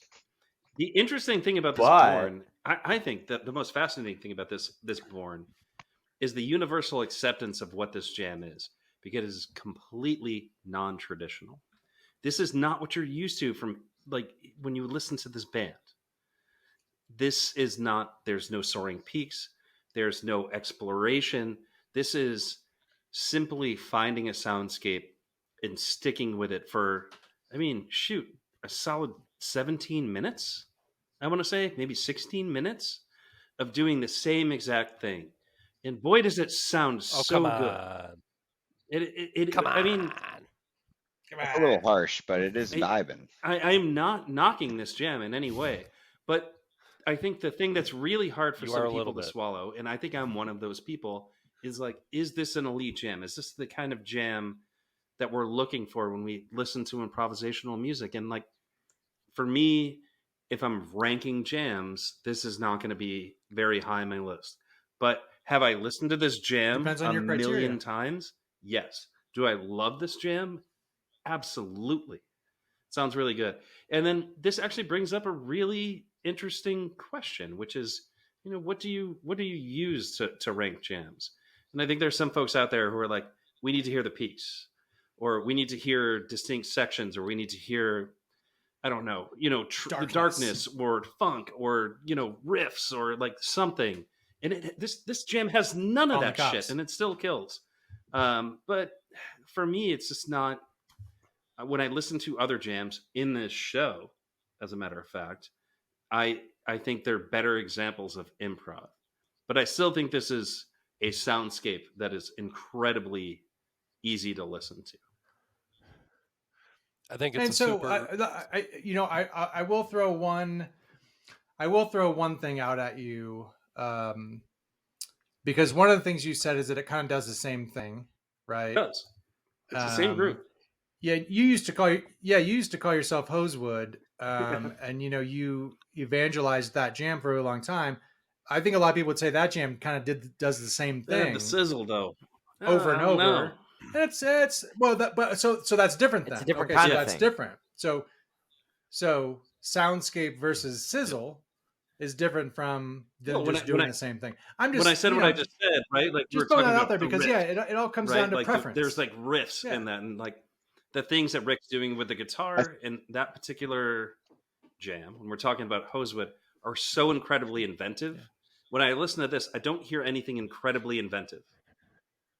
My goodness. I do. It's just not as pleasing to your ear. You have ears, Neal? Yeah. I'm curious. Yeah. People are wondering. It's little delicate shifts of sound for me, but it's like textures. Yeah, it's very like, I feel like they're getting into this space that's like, I really like EDM music,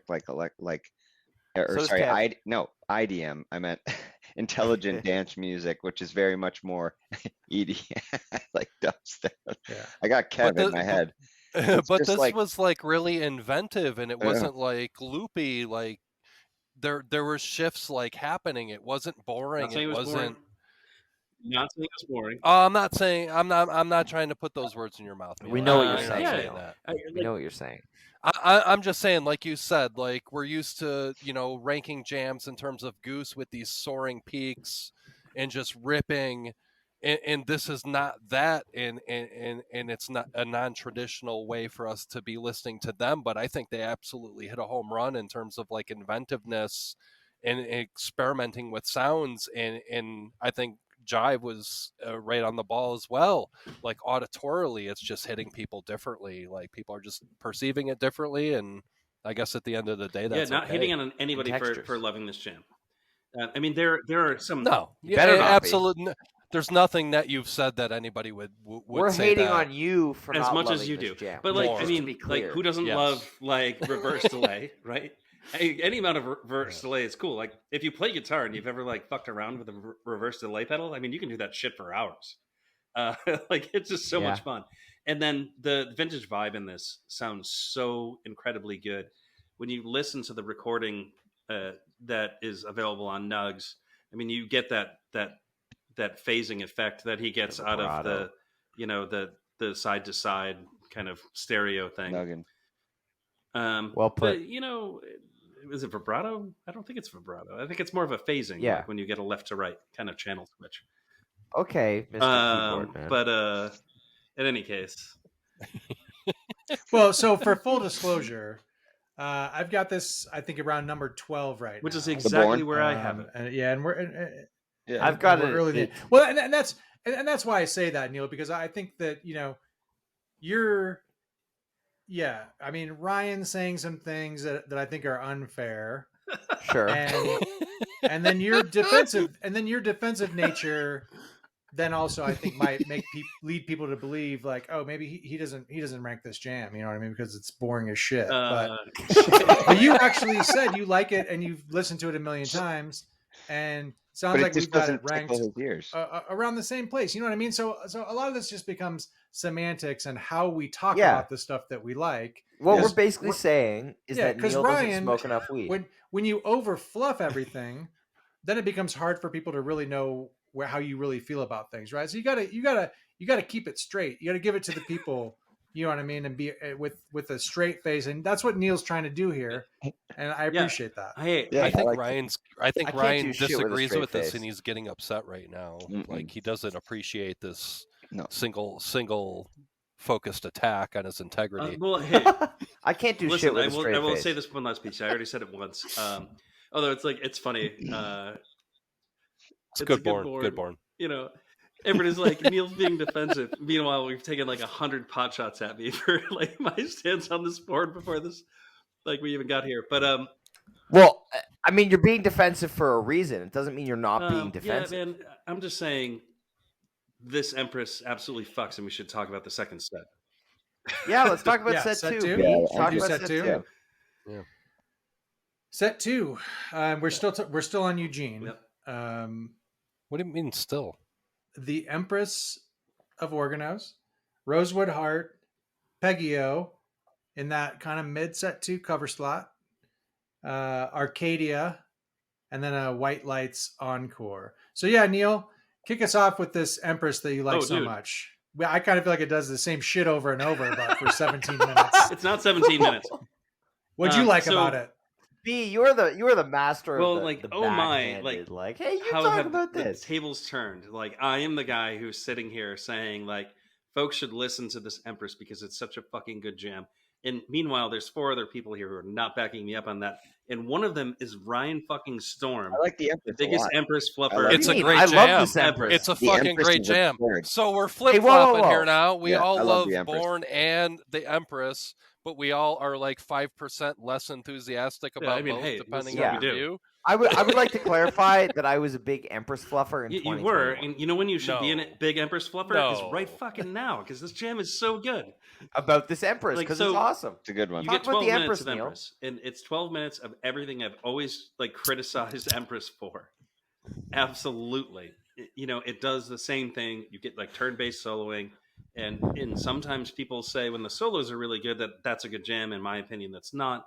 But then you get exploration, and then you get a few distinct parts. You get the darkness that we love, like the early 2022 darkness in this, and then you get just straight up fucking Humphreys Goose in this, which is like so good. And like that's the only thing that I can describe it as. Like, if you like Goose and you also enjoy Humphreys, this one section of this Empress is absolutely gonna knock your socks off. Well, it's got like the Raleigh Madison vibes. Yeah, too, like a little bit of Raleigh Madison, and like shredding. I mean, there's like, and then Rick goes like full shred. Though. I mean, Rick goes full shred all the time, but every once in a while, and this is like a good example of just him just absolutely ripping like a maniac, and it's just, this is a good jam, and I think I have this number 10. He went full Senegar. I have this above Kev, 10. The Born. 10. Okay, so Kev, as somebody who mentions Humphreys in his Twitter bio, how do you feel about this jam? I loved it, man. And I think at the time in the group chat, we're going to go back if we wanted to. And I missed the live show at the time when you guys were going back and forth talking about it. Nobody was awake.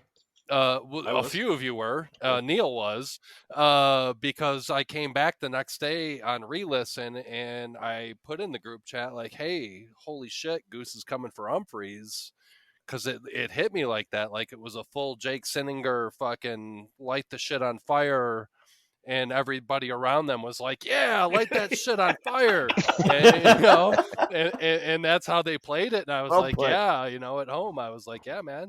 Y'all are like killer jam on fire." Yeah, another good. That's a great analogy. Too. Good Rosewood too. Just B, you got something. Yeah. So definitely best Empress that they've played this year. I mean, no doubt about that. I mean, I'm not quite as high on it as you though. I mean, I've got it down my list, probably somewhere in the 20 2022 range, I would say.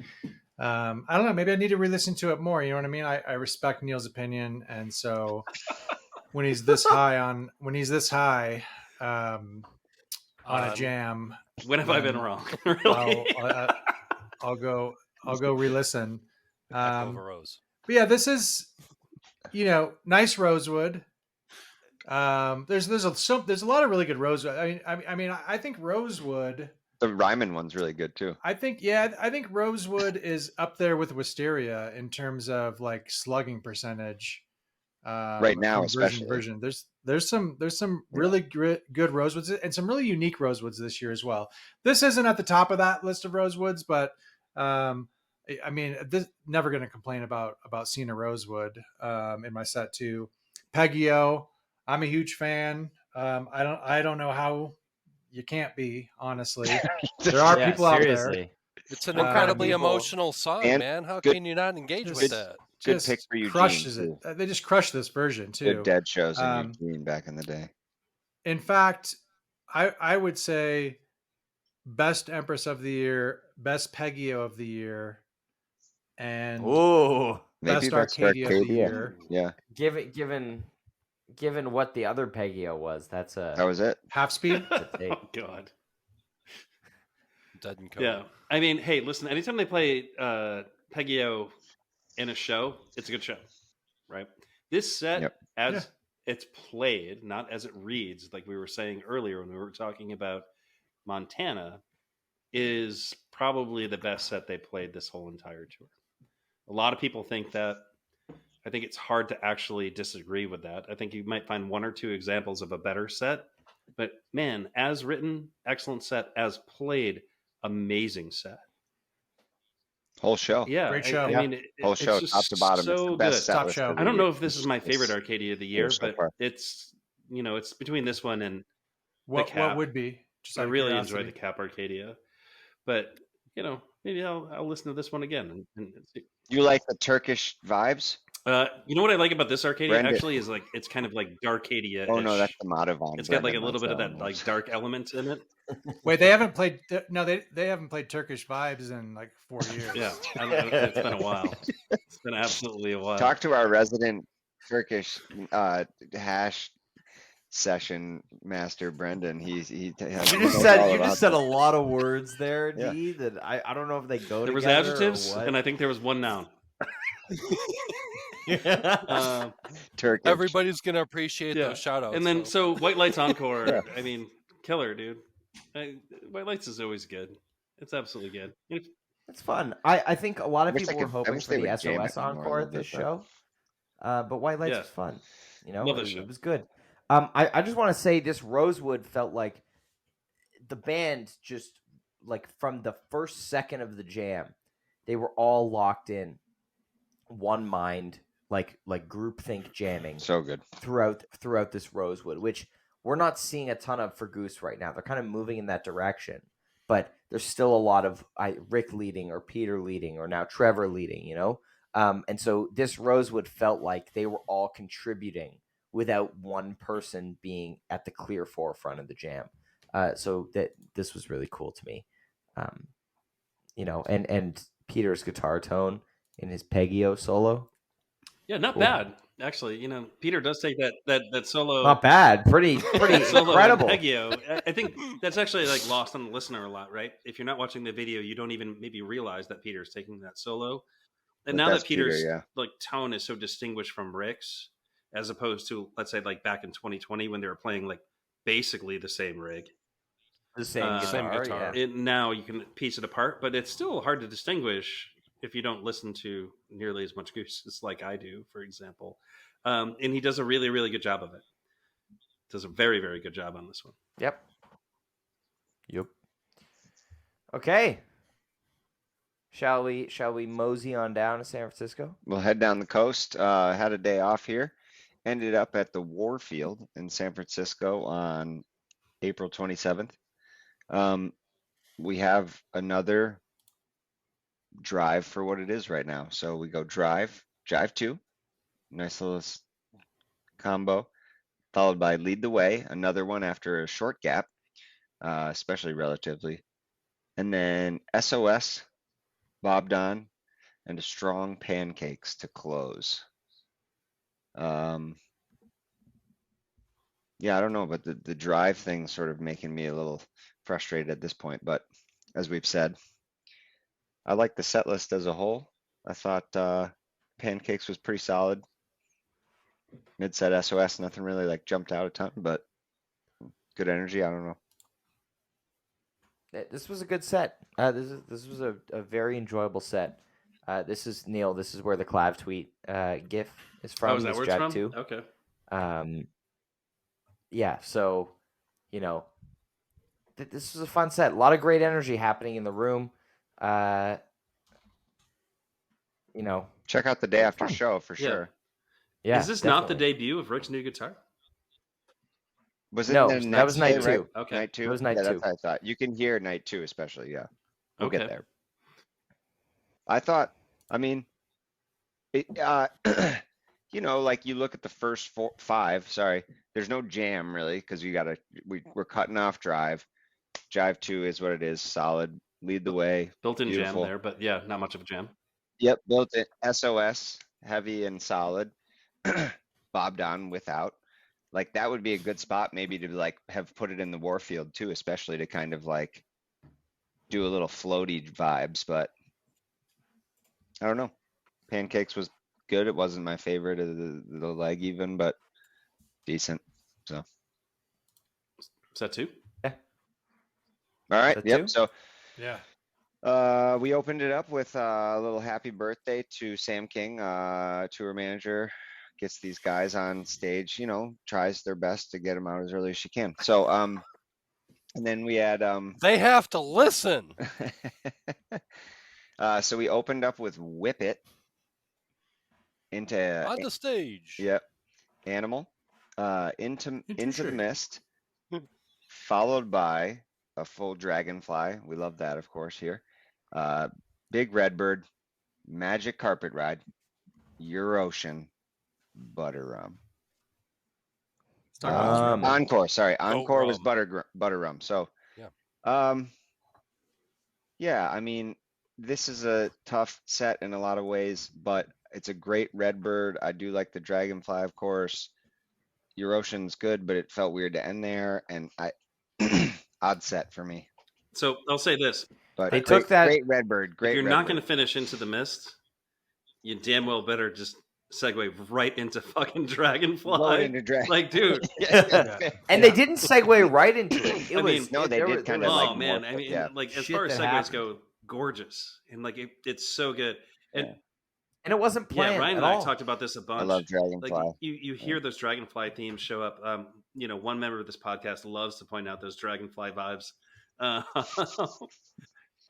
Makes them up a lot of times. I think so. But this one, I do. This I'm one, hearing you it. kept hearing it, where it's just like it's coming. Like maybe this is the time, right? And I think there's 2 themes that show up a ton. There is the Dark Horse theme, and then there is this Dragonfly theme, and they appear in jams all over the place. And this Dragonfly theme showed up, and then it completely developed into an amazing Dragonfly. And this is an excellent, excellent piece of music. Is it like improv once it gets to Dragonfly? Not really, but man, it's so good. But who cares? It's so good. So you're excused for not finishing this Mist, regardless of what B says. Go ahead, B. Yeah, what do you say, B? No, that's no, off the hook. Definitely off the hook when it goes into Dragonfly. Not off the hook if it goes into like, you know, Pumped Up Kicks or Kylie. Seriously, not as off the hook, right? So here's the thing: this Redbird is phenomenal. It's so good. It's really, really good. And if you haven't listened to this or listened to it enough times or really paid attention to it, Rick absolutely fucking shreds the end of this jam. I mean, it's just pouring gas on the fire. I remember I was floored listening back to it at just how much he was ripping it. So really hot Redbird. I have it ranked kind of highly actually. So, but yeah, the whole Mist Dragonfly Redbird, that's a huge a huge segment, really awesome music happening there. And, the stuff on both sides of it is probably a little bit questionable, but that whole midsection of this set is just so good. Yes. So good. Yeah. I want to say that this Miss Dragonfly was really cool because, you get that Dragonfly vibe all the time in these jams. They're doing this interesting thing with Mist where sometimes instead of, you have the like the slow normal Mist jam, you have the disco quote unquote where they just go right into the I'm saying disco, it's not getting noted as disco, but like where they just keep the 4 on the floor going, the kind of faster Mist jam. And then you have this, which they've done a couple of times, usually as just kind of like a space out, then they immediately start the next song. And so this particular version, they did a space out after the song, and instead of going into one of the regular jam sections or starting up a new song, they just kept going in that space. Dragonfly was not planned. It was not on the set list. It was not discussed. And so I'm hearing these vibes, and I'm thinking to myself, like, okay, like it kind of sounds like Dragonfly, but they do this all the time. I don't want to get hopeful, whatever. And it gets closer to it, and I'm like, oh my God, like, I don't want to give myself hope here. Like, am I about to catch a Dragonfly? Like, I don't know. And then Peter plays the opening riff to Dragonfly. He's the first one to do it. And I started losing my shit. I was like, okay, like, is he just teasing it? Like, what's going on? And for like another minute or two, they're still just hanging in this space. They're not in Dragonfly yet. And then I'm just waiting for one of the other band members to catch on to it. And then Rick finally plays it. And I was like, oh my God, like it's Dragonfly, like holy shit. And just an incredible moment. I don't know how much of the crowd in the Warfield like recognized it for what it was, but the energy was amazing during this song, and I was, over the it is absolute pretty surreal moon when you see it live. about this. Yeah, it was amazing. It was amazing. And this Redbird B, as you said, top notch, phenomenal jam. Your Ocean, I love this song so much. Like I do really, really like this song. I think if they had swapped Magic Carpet Ride and Your Ocean, maybe I feel like the set would have flowed a little bit better. Magic Carpet Ride is the closer. But I'll take Your Ocean. I agree. Just want to point out that it was 78 shows gap since the last time they played Dragonfly. A long time. See, I thought it was 79. Some might say that. What was the last show? Was that Legend Valley? Legend Valley. That was so sick. 79 whole shows. It's so sick. 22. Crazy. Yep.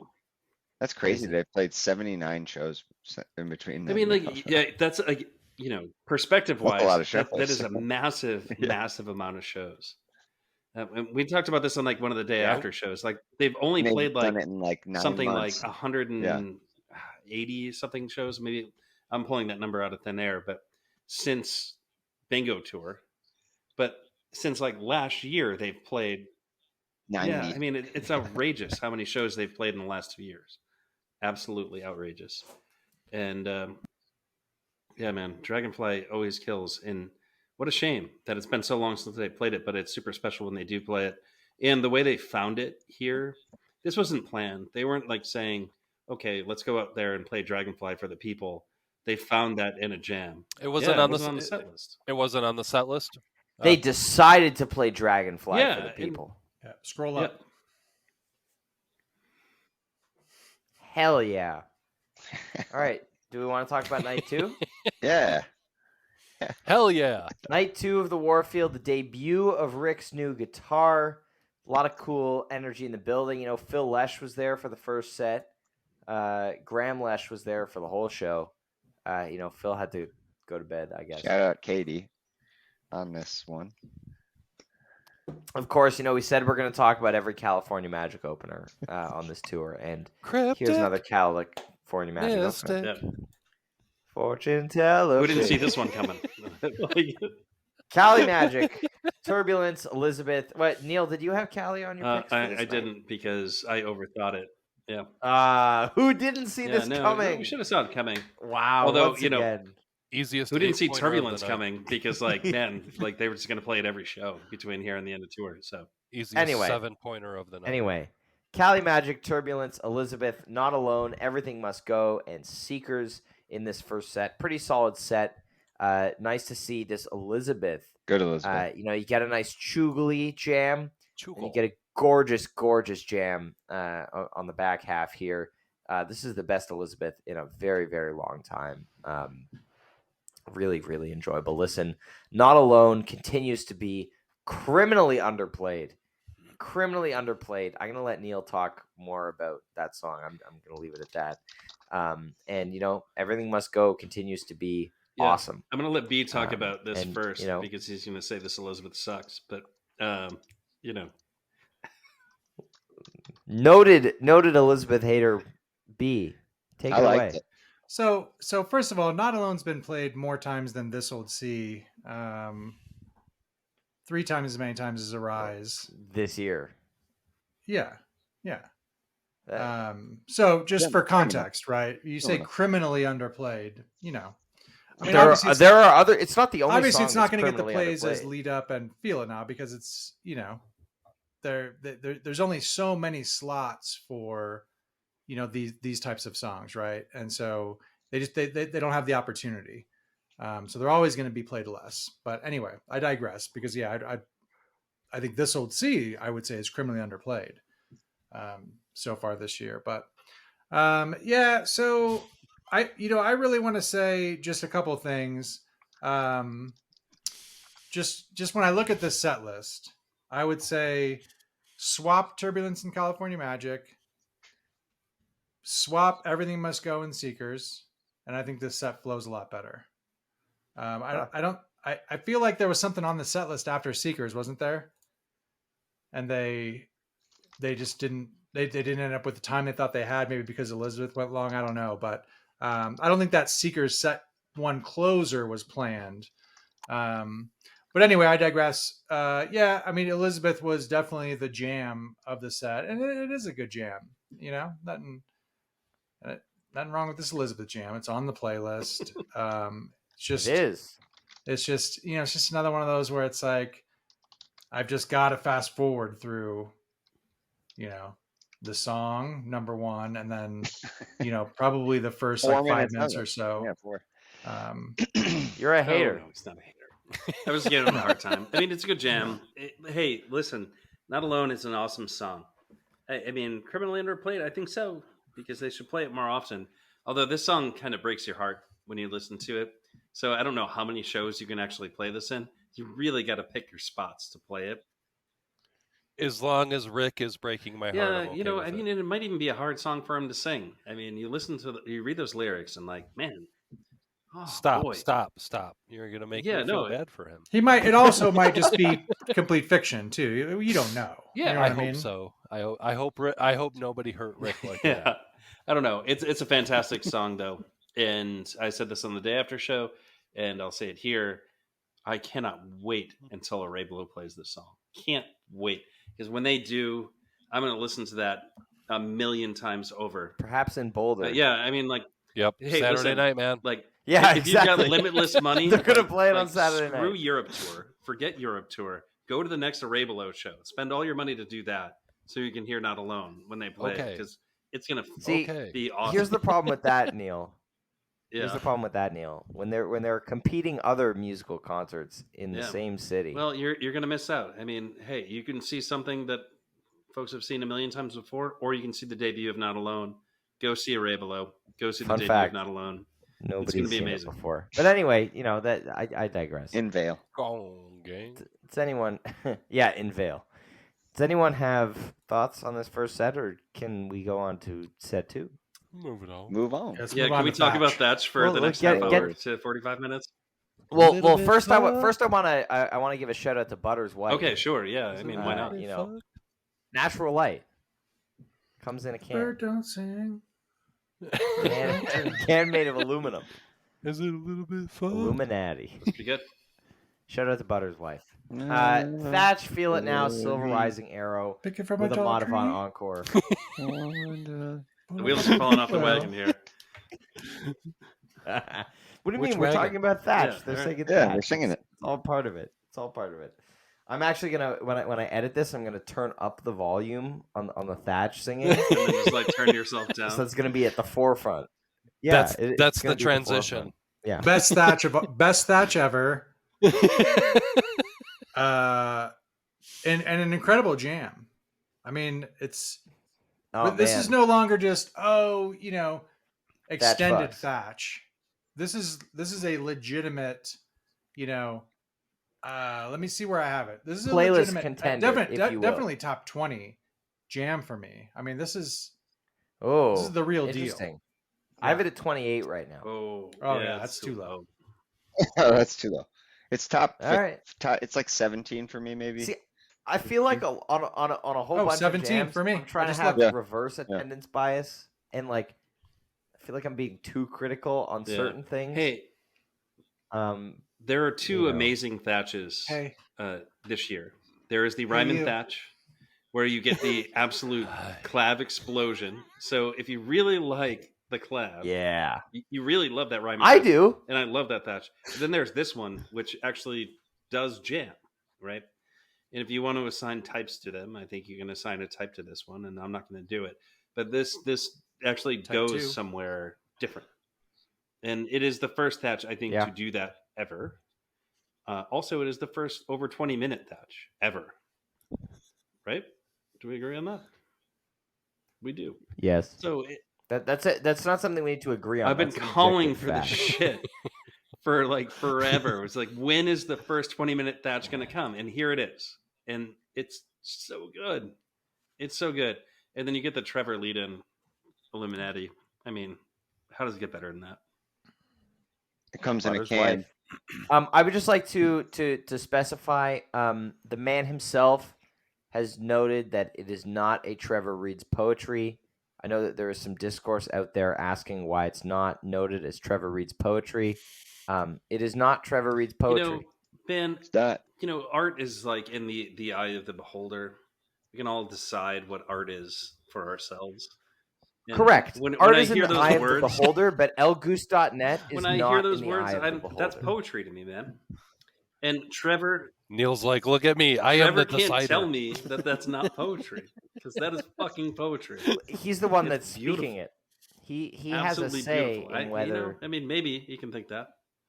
But, I happen to disagree. Has there in the past when we've got the officially noted Trevor Reed's poetry, there's been music underneath it, hasn't there? Not always, right? No, there's usually something happening. Not the same music, but there's something. Like a synth. Yeah, Peter touching like a little drone. Well, man, if you Philistines need music under your poetry for it to be poetry, how dare you? Then so be it. But sometimes it can just be a man expressing his deep thoughts in front of people without music. And about Butter's wife. I love it. But no, let's not fool around and detract from how fucking awesome this Thatch is, because it's really good. Thatch. Thick. It is. Thick and the rest of the set is good. Feel it now. Incredible. Great spot. Incredible mod hood fun, at the end of the show. Great here. encores. This tour. You get the dichotomy of a few minutes of, evil, spacey space, and then just absolute pure joy Harry Hood jam in this Monovan. It's true. Calling it what it is. You sub something out for that arrow, and this would be... And you make those other changes that I recommended in the first set. You make all those changes, and I think follow the proven Jive Goose method. Let's be I serious. think the show moves up to the a rankings. perfect No, set seriously, be serious. because this show has the makings. This show has the makings of a top show. But that's the difference. You know what I mean? That's the difference between the second or third best show of the year and the seventh or eighth best show of the year is just a few little changes like that. Yeah. Hey, Feel It Now, second set again. Just second set banger. I'm going to say it every time. Just a jammer. Every time we talk about Feel It Now on the podcast, play it every second set. Dude, do what you did with Turbulence with Feel It Now. Just play it, every single show for the whole end of the tour. Why not? Yeah. And Silver Rising right here too. Don't mind that at all. Great tune, man. Silver Rising's been getting stronger too, like heavy. It's like live at Salt Shed especially too. I felt the same. It was just like it's like they've like worked it into this very like enveloping song live. Yeah. Good pad, D. Another primal banger, man. Yeah, pardon? Another pad? primal Oh, it's a banger. great pad. Yeah, good pad, Ryan. Especially coming off Thatch, feel it. This was like I felt this was another example, especially if we talk about new songs, right? Like this was, you look at setlist construction here, pretty much everything is, and they were sort of, I think that's what maybe too, like it has the makings, like you said, B, but I felt these shows, unfortunately for me, little underwhelming in terms of like set list and just sort of, I think musically maybe sort of the expectations were a little higher. It was kind of odd. I mean, I didn't touch on it much, but like there, some would put right Madison at the top, and it just kind of had like Eugene was a great show, but they sort of, I think they were getting tired at this point. It has to be said, 100%. Like just a lot of shows, and then San Diego. A lot of Yeah, shows. I agree with that. I mean, I think San Francisco, there's lofty expectations because of what they did in San Francisco last year. Yeah, the Wisteria, and then of course the Elmeg that they played there, which was very, very, very good. And you want those to be absolute banger shows. And I do think the way the set list reads, it is kind of a banger of a show. And I don't want to like walk away from the show without talking about this Madavon. New bangers. This Madavon is very, very good. It is reminiscent of a Fish Jam. Very good. Right? It's very, very good. Call it Harry. Yeah, I mean, you can call it a Harry Hood jam. You can call it Harry Hood, but it's if you don't like Harry Hood, you don't like jam music. Like, I mean, it's just that simple. If you don't like Harry Hood, I don't want to know exactly. Who you are. Like, I mean, what the fuck? Like, seriously. All right. No, it's a good show. It was a good show. Shall we move on? Great Madavon too. Great encore. Amazing. You guys ready to head down the coast? Let's head down the coast. Diego. I was not at this show. A Wales Echo breeding ground. Oh, so as we move down the coast, April 29th, 2023, San Diego, California. Saturday night. Hey, Saturday night. Echo of a Rose making another appearance. This leg of the tour followed up by the Whales. A little Rockdale sandwich with a little snippet of loose ends, followed up by the finishing of Rockdale. Everybody's favorite, at least mine. Lead up, rounded out by a little bit of a jammed out Arcadia. Set one. Fans of Buffalo and Fairfax Arcadias will love this Arcadia because it's that awesome same progression. And I'm a fan of both of those jams and this one. The Whales with keyboards due to some guitar hiccups or amp hiccups from Peter. I think now, based on how this version sounded, this will not be the last time we hear the Whales with Peter on keys.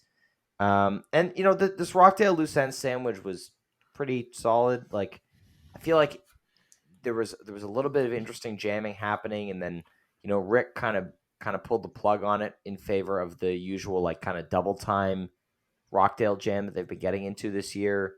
With a very brief loose ends. I talked about how the tumble from St. Paul was the better loose ends of this tour. This one felt kind of rushed to me. Loose ends work best when they get into it. They play around with the riff for a little while before they start singing. This one was like, super, super quick.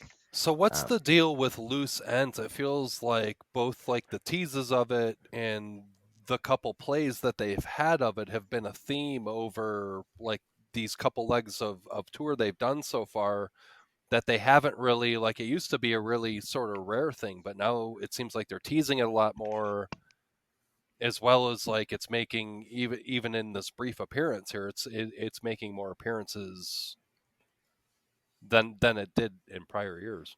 I just think they're digging it. I think it started in the Cap run where it showed up almost every night. Then there were some theories laid out there where, like, were they going to play loose ends every single night of the Cap run? That didn't end up happening. I think that stopped after the third night. I could be corrected on that. and they just kept running with it. I mean, it's it's a fun little riff that you can find your way to, and it's one of those things. Like if you play an instrument and you get a riff in your head, you can just like find your way back to that riff all the time, and then you get like really pissed off at the riff, and like you're just like, oh shit, I'm playing the riff Home again. base. Like, and I think maybe that's what's happening here. Is just like it's a familiar riff. It's like if we're gonna do fish comparisons, like you think back to like the San Jose teas that showed up in like every single show for like a million straight shows with like fish, like Trey just. Thank you, 2003. I mean, like it's like the same kind of thing where you just get that riff stuck in your head and you just can't let go of it. I think of Manteca. Well, that's kind of what I think of with. Yeah, true. Well, similar kind of thing where like it gets teased, but there are lyrics to it when it's in full play. And, yeah. I think we don't actually know the full history of Loose Ends. It's a question mark in the spreadsheet. Yeah, my spreadsheet. Yes. So I've heard that. I've heard that it goes back to Trevor. It's something Trevor came up with. And so one working theory is that the Loose Ends groove. Yeah. It's kind of it's his. I don't know if he wrote the lyrics, but it's his groove. So one working theory is that it'll because it doesn't pop up all the time, but it pops up sometimes when almost like as a nod to Trevor. So I don't know. Good. It'd be good. That's good intel though to get someday. I feel like I've heard that same. That's the one thing I've heard too is Trevor, his theme. Yeah. So anyway, someone should get on that. Should we move on to New Orleans? NOLA won. New Orleans.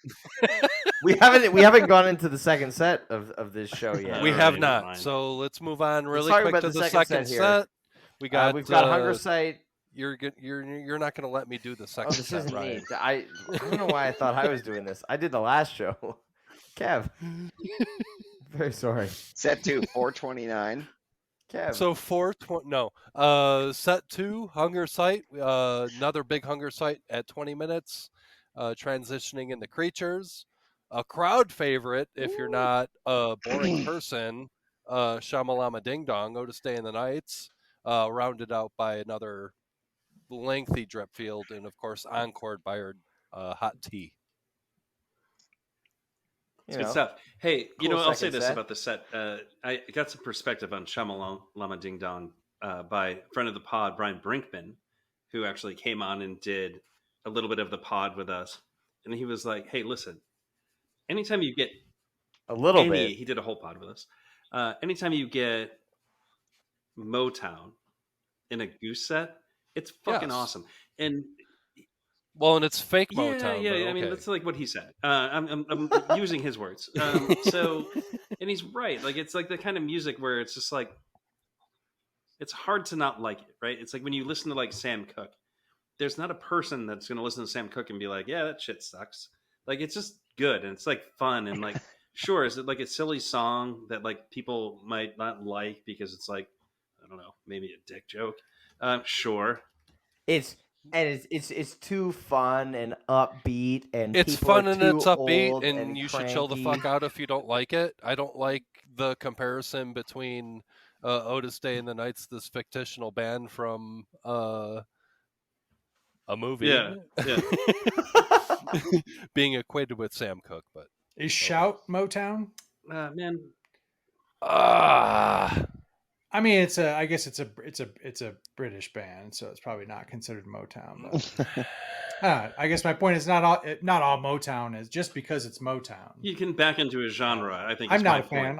I'm happy to admit you absolutely can. Yeah, I've been shammed. It's no fun for me. I do enjoy it. I mean, you were at Eau Claire. That's Creature not a good Shama, yeah. Dude.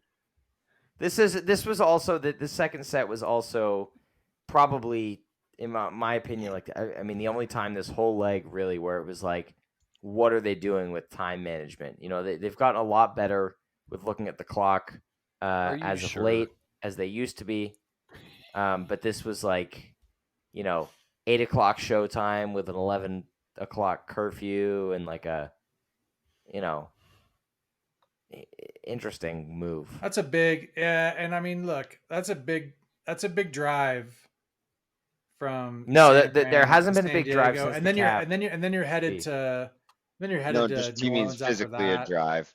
No, I know what he means. Like 1,000+ miles. Like, Yeah. it's a long way. I know they flew from San Diego to New Orleans. It's still not fun, man. But they had a couple of days off too. But I'm just saying, like, you mentioned him being tired and things like that. Like, I mean, yeah, I feel like this San Diego show was a little bit of a.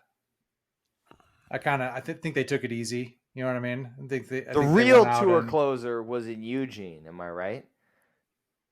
No, I was in New Orleans. Yeah. No, I think it's right. Never mind. I was trying to make a joke. Let's talk about New Orleans night one. Stick to facilitating. Moving right along. It's producing, Kev. All right. So is that what that is? May 2nd. All right. So Days Between Fest, right? And then this is at the Faubourg Brewery. I don't know how to pronounce that in New Orleans. I heard it was like way the hell out there in New Orleans. It's a scary place to go. I heard even Uber drivers were like not excited to go there, but But once you were there, dope place. Which I think that describes pretty much anything you do in New Orleans, which is like scary journey to dope place and then had an amazing time, right? You ever been? Fucking awesome town. So all right, so we get Drive into Dr. Darkness, Turbulence in the Night Race again. I'm glad I got this one. Then you get pretty actually special All I Need. I think this one's a pretty great version. Earthlinger, Alien, and then Animal to close the set. So like kind of a festy-ish set, but you do get like a little bit of taste of improv in here with it All I Need. But again, you get the same type of drive that we've been getting all along. And then you get the Animal, of course. If you didn't see that Animal coming, like, I don't know what to tell you. It was coming no matter what. All I Need was good though. Yeah, it was very good. Yeah. Catch like a nice Excellent. nice little theme from Rick and just kind of floaty, and I feel like sort of a lot of Trevor. This was when it started to click too, this set. The first few songs, while well played, we were kind of like, oh, like they're in full festival mode already, despite the fact that it's 2 days of two set headlining performances. It's like, okay, like, short gaps on a lot of these songs, which we would still see. But All I Need was kind of a reassurance. It was like, okay, there are going to be notable jams coming out of these shows, which there are two notable jams out of this show that we're talking about here. But outside of the All I Need, it's just, solid first set. Cool. Upscale festy set, yeah. There's a tumble here. Yeah, so in the second set. All right, so right. I mean, people have said a lot of things about this tumble. I think this is the best tumble in a long time, in my opinion. Ever, according to some people. Might say it's the best tumble ever. I might not disagree with them. I don't know. It's hard to say. But and then you get a Western Sun, and then an arrow into Cinnamon. And then, of course, the Flow Down Encore, which apparently is a thing on this tour. But yeah, man, this tumble has a lot to it. It's long. It's 30 minutes. Here we go. Like another 30-minute jam on this tour. And they do it justice. This is not a boring 30-minute jam. There are parts, I think some people feel that there is a very Ted Tapesy vibe to this. And I'm not going to disagree with that. Aardvark, some people might call it Aardvark. Some people might say there's like 3 parts to this. I might just say it's like Aardvark. 4, I thought. I mean, I don't know. I don't know if I agree with that. 3. But Oh, it was 3? I thought there were 4 Aardvarks. We'll find out when the vinyl is released, okay? Yeah, I do think this jam contained within is really, really, really good. I think it goes to a lot of really great places. I think, if you're talking about this Aardvark thing, where it kind of like touches on the same theme but expands on it, I think that's right. I think that is what happens in this jam. And it's it's great and like awesome that they decided to do this in front of a festival crowd. And like, I don't know if this is like a traditional festival crowd, but I don't know. This is great. Anybody else have anything to say about this tumble? Ryan, I just can't believe Yeah, you're I mean this tumble is amazing. Great tumble. This tumble is amazing. It's that really cool, seemingly pre-composed jam that they get into here. That Aardvark theme, as you said.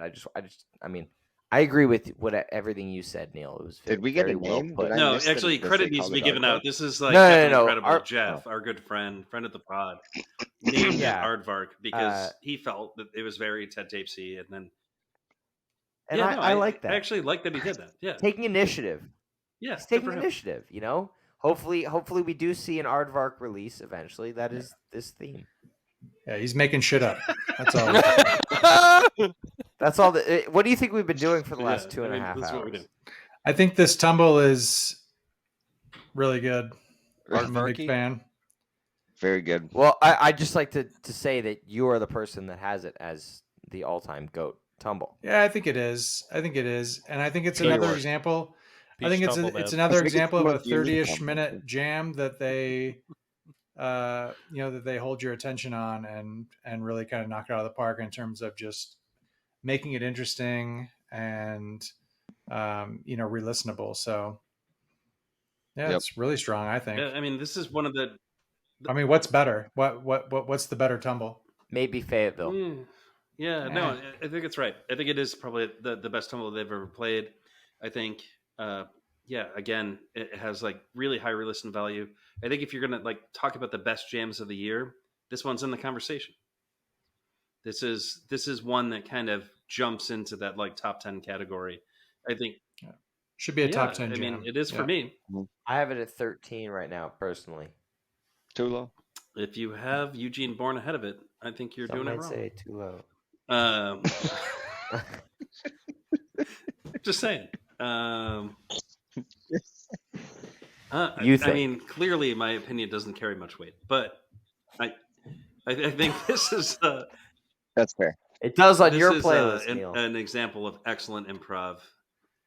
This one deserves a lot of listens. So if you've made it through 2.5-ish hours of this podcast and you haven't listened to this tumble, go listen to this tumble. It's great. And I love tumbles.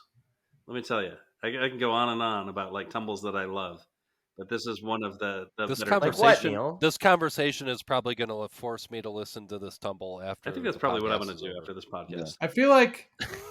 I feel like there's a direct relationship between how long you're willing to listen to these episodes and the likelihood that you've already heard all this music. I think there's I mean, no one who's 2.5 hours into this podcast hasn't heard this whole tour. Y'all need to stop bringing math into this. Yeah, and if you've made it 2.5 hours into this podcast somehow and you haven't heard this whole tour, let us know, because I feel like that's an interesting statistic.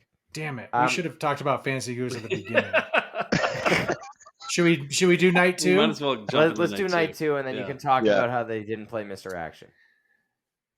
All right. Cinnamon. This is night 2 in New Orleans. Oh yeah, they did play Cinnamon on night 1. That's a great cover. Cinnamon. Anyway, night 2. Yeah, Wednesday, May 3rd. Night 2. Set 1, California Magic. Lead up, Turn Clouds. No Rain with special guest. Thatch, which needs no special guests. No. And Hot Tea with special guests. And would you say that Hot Tea needs special guests, B? No, I said that Thatch doesn't need special guests, but that Hot Tea with special guests. No, but would you say that Hot Tea benefited very much from special guests? Oh yeah. This Hot Tea definitely benefited from. I mean, Hot Tea needs something to shake it up a little bit, you know. So I think this was that's what I was going for. Yeah, this is a really good opportunity, and they tried it with Corey too. You know, it seems like it's a good option. All it needed was 10 people. Yeah, you got to bring some people out there. You know what I mean? Take it places that it's not used to going, and kind of freshen it up a little bit. And then who knows where they, who knows how that carries forward with them. You know what I mean? It's like you get some special guests out there, bringing some new ideas and a fresh look on some of this stuff. That can affect you going forward. Next thing you know, and how you play those songs. So next thing you know, we're going to be seeing Jeb Sachs on Hot Tea. Hey, why not? Yeah. After this. Hey, why not? Why not? Hey, but I think so. I think night 2 was a little bit more festival set-y than night 1 was. And yeah, so that's what first set was a lot of stuff. I think that we were some things that we were expecting, I guess, more than others. I mean, we really started to see some short gaps. These last 2-3 shows of this leg, I mean, we really started to see some 1 and 2 show gaps popping up. So they were clearly, reloading with some of the heavy hitters. So, but yeah, I mean, I guess the highlight of the set for me would definitely be the tea with, Neal Francis and the horn guys out there, and yeah, it's it's 3 horn guys. Yeah, and it was really interesting version, and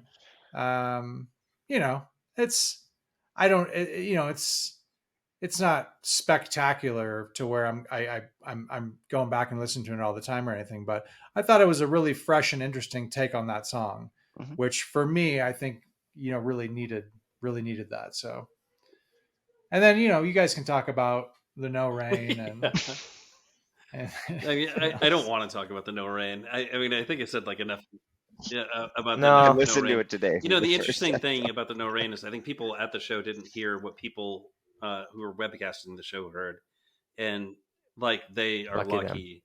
I mean, dude came in hot. David Shaw, right? Yeah, he came in hot on that one, and like it didn't work out. And like, hey, it's live music. Little premature vocalization. Like, a little bit happened at Sacred Rose also, right? With Margot Price. Margot Price, yeah. She came in hot and don't do it. And man, that's a bummer because I feel like they probably practiced that maybe a little bit. But it's got to be hard in that situation. So like, not going to hate on him. And that guy had a spectacular recovery on that No Rain. When he got into the song and it kind of worked out, I think the band kind of caught up with him somehow. And like, kudos to Goose for actually catching up with him and like actually playing along with what he was singing. He caught up with the band. No, the band caught up with him. I'm firmly convinced of that. He came in hot, Kev. Yeah. Did you miss that? No, I was listening. But it turned out to be like a not so bad version. I think when we think about No Rain and Goose, we expect amazing versions. But in the end, it wasn't. I mean, the beginning was a train wreck. The ending wasn't. He actually did sing it pretty well. No, I mean, it sounded like authentic, but it was more, It did sound authentic. That is what I'm trying to say. So like, we're in agreement there. Yeah, I think so. It was, The Hot Tea, I think, is really good, and the horns here are spectacular, and I think of all of the horns. I think the tenor sax guy, right? The tenor sax. Ryan, help me out here. Oh, his name was Greg Sanderson. Right on.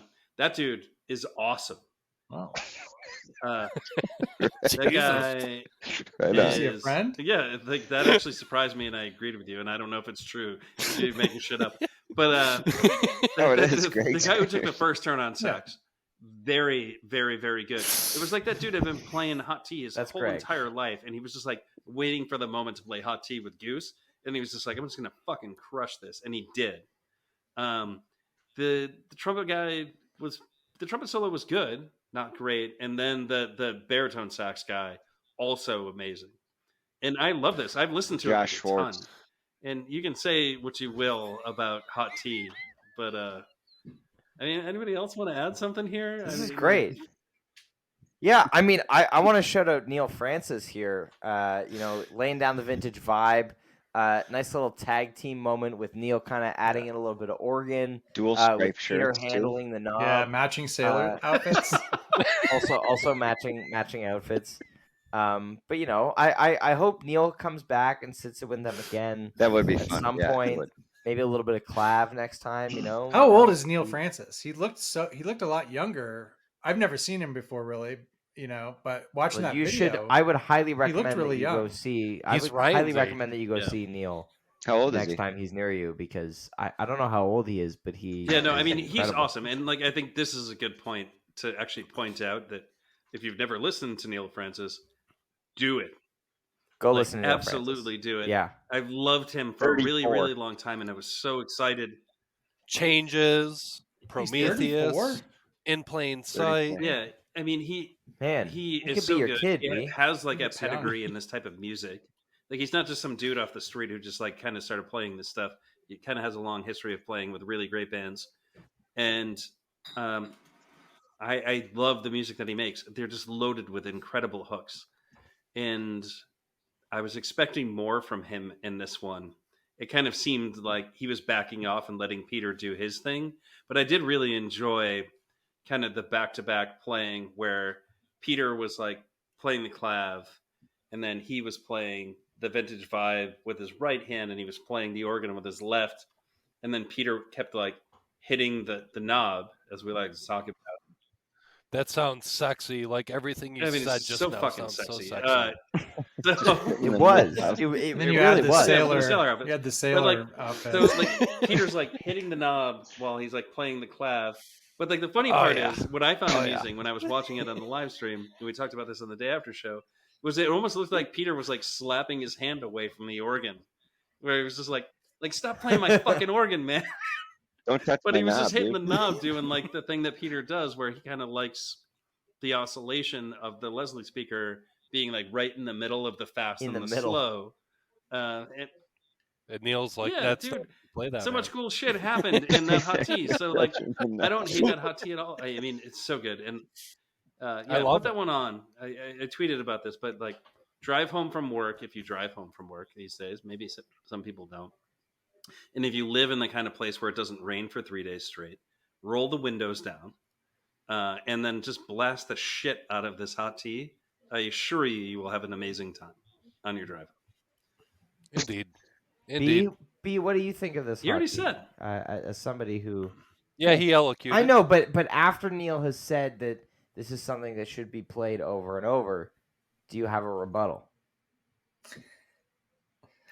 No, I think everybody is entitled to listen to whatever they want over and over. And I wouldn't choose the tea, but probably throw a Thatch on. When I got a sunny day, I got the windows down. You know, I'm probably rolling with Thatch these days. Not a Mr. Action for this show. It's a summer song. That was pretty good. Well, look, hey, I mean, all that means is that, you know, I'm dialed in. You know what I mean? I'm picking the songs that they're picking. Now, you get points by what they play, but I'm picking what they're picking, so I feel good about that. You know what I mean? Yeah, this was a good. So set two, but you didn't pick enough of the songs at this show, huh? Well, I'm champion, so I guess. And B, if they keep listening to the podcast, they're going to get better at set listing. So yeah. All right, B, take us through the second set. Okay, set 2, Hunger Site. Surprise. Feel It Now. Surprise. Fish in the Sea with some horns. Oh, fantastic. Silver Rising. And then the Empress of Organo's Non-Core. And yeah, I mean, big festival set too, you know. Again, Hunger Site. Yeah, Hunger Site coming back on a 1-show gap. You know, Feel It Now, getting the big call in the big spot. So that's really awesome to see. Yeah, you know, I mean, I think we were, you know, Slow Ready was on the list for night 1 and got bumped. And so, you know, I was kind of surprised not to see that at this run. But at the same time, pleasantly surprised that, you know, Feel It Now gets the call. You know what I mean? I think it would have been really easy to be like, well, let's drop Slow Ready on this late night, you know, festy crowd. But bringing Feel It Now back, so that's great. Fish in the Sea. I mean, probably should have been more predictable, and great with the horns, as we saw with on the Taboos tour as well. Just a great song to have the horns on. Silver Rising, I mean, kind of should have been more predictable too. Gets the call on these big festival sets more than it doesn't actually. So, big spot for it. Late set too as well. And then they only had time for one more. So, they had at this point they had Dripfield on the written set list, as well as Empress. So they went with Empress. I think Dripfield was probably what I would have liked to see here, but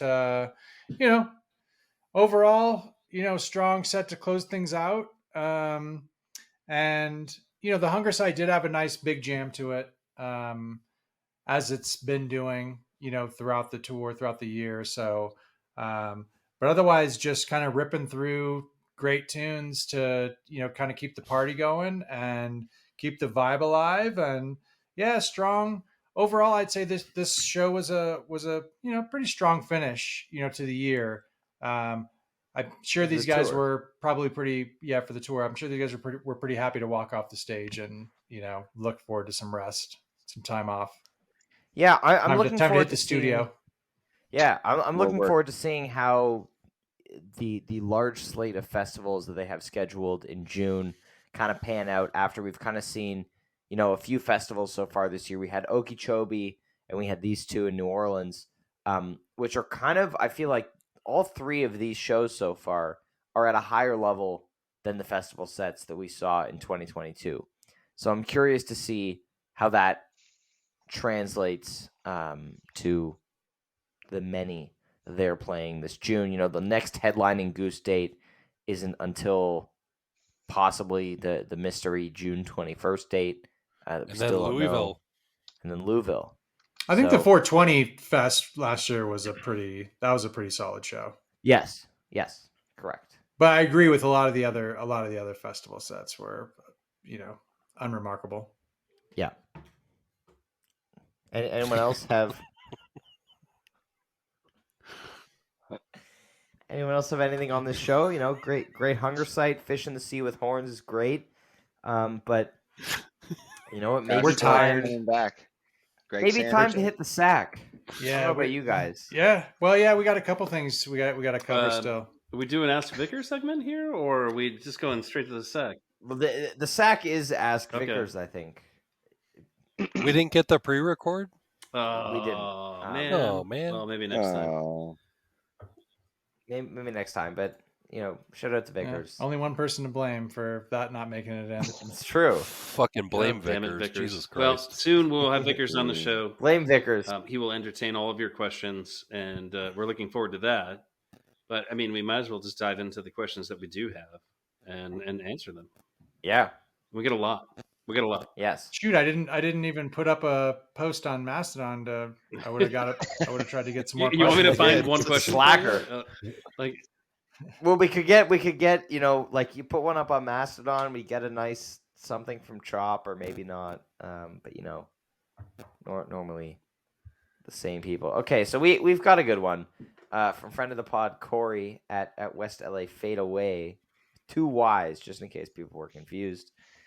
I think this past spring tour has been the best they've played as a group overall so far. Everything was landing just right, and their playing was phenomenal. Some flubs, but whatever. Trevor, biggest improved. Jeff, 2. Where's Drive's second jam and All I Need second jam? They're really tiring out some songs such as Animal Thatch, Cali Magic. They're not bad songs, but I think they kill the flow of the setlist sometimes. Looking forward to summer tour. We have a response from a not Neal Francis that calls him a jaded vet. I would say, Corey, I agree with the kind of, Animal getting played a bit too much. Thatch, I completely disagree with. I could hear that at every show and not get tired of it. It's always a little bit fucked. It's always a little bit fucked, and it's just so good to hear. Cali Magic, I also still enjoy. Drive any jam and All I Need second jam. Peter kind of talked about, the All I Need Second jams, and as Brian mentioned earlier, why they've been kind of changing up Drive on the bracket episode from February. I would say that his reasoning about the All I Need Second jam is incredibly valid. Like, they're jamming out the first jam for 25 minutes, so they don't see the need to tack on a second one. That seems good. Drive, I feel like we need a jam back on that. It's missing. I feel like that's something that we want to see come back. But yes, they are continuously moving towards a greater degree of groupthink in their jams, especially. So yes, Corey, that is a very astute observation. Trevor and Jeff. I feel like we didn't talk about Jeff enough on this leg. He's been really contributing a lot to the sound in recent shows. So shout out to Jeb, friend of the pod, of course. Okay. Oh. Yeah, you can't. Yeah, sorry. You can't complain about Thatch, and you can't put Thatch in the same complaint as Animal and California Magic. You're just going to lose all credibility. I thought Corey was a good guy. I mean, he kind of lost his vibe a little bit after they made him put his shoes on in San Francisco, and it's true. To that I say, I'm sorry, Corey. There are some establishments in this country that force you to wear shoes, and when you spin in the back, that's a little bit fucked. When you have to wear shoes. Yeah.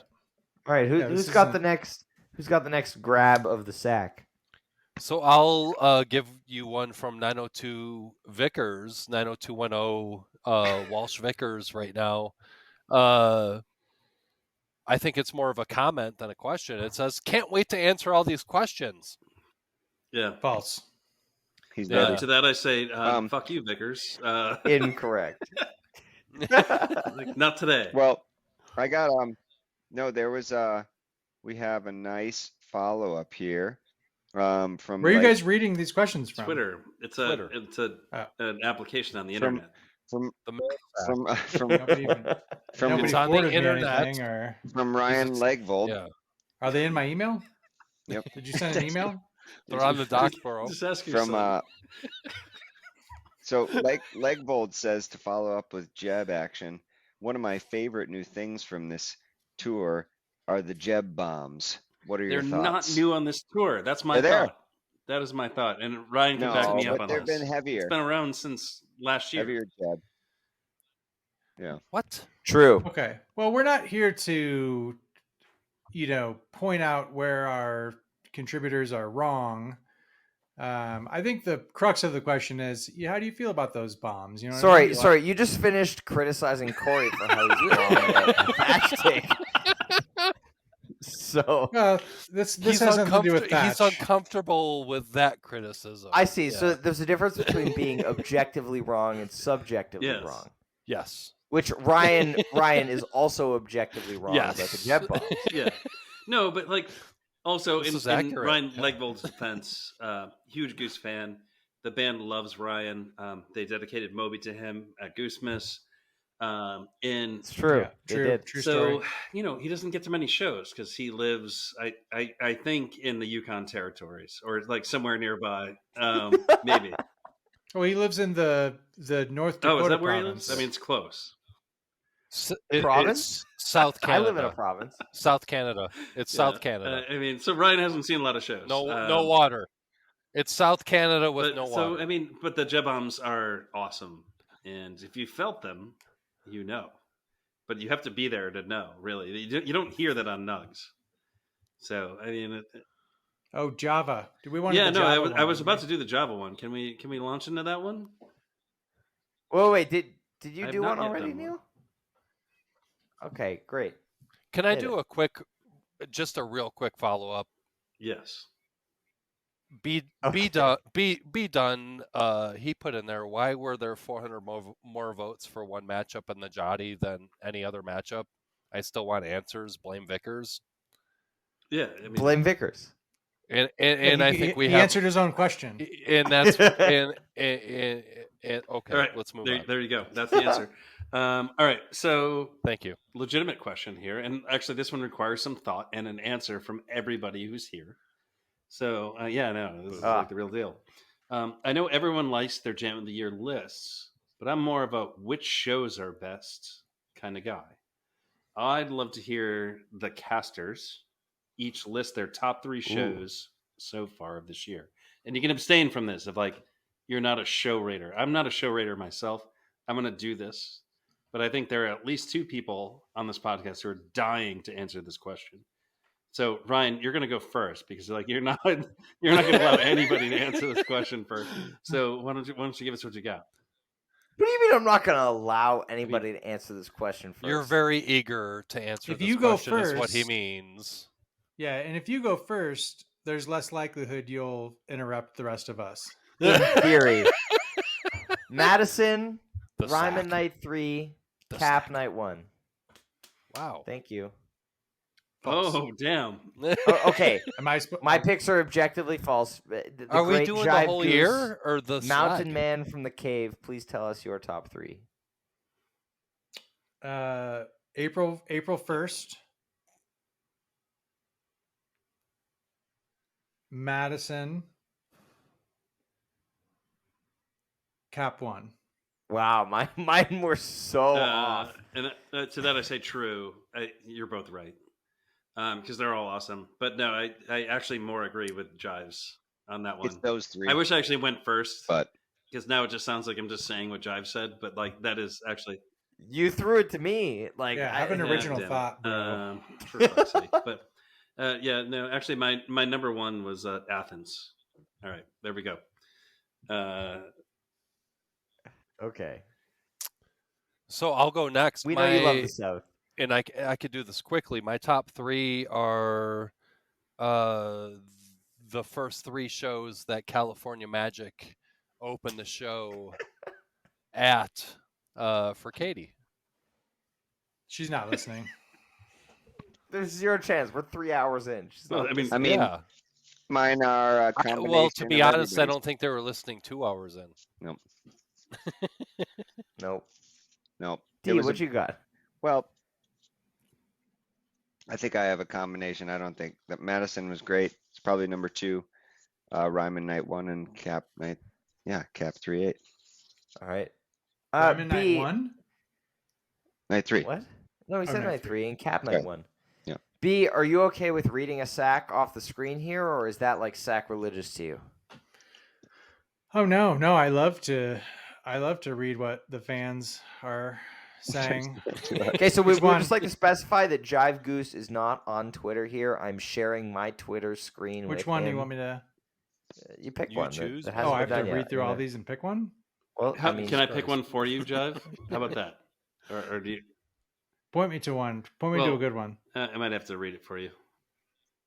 Oh, what's the most underrated jam of the tour? I'll start. Yes, Boston I love that you read that. That was going to be mine. Is so good and does not get talked about enough. So here's the thing. I don't get Boston Redbird at all. I honestly just don't. Really? I've tried.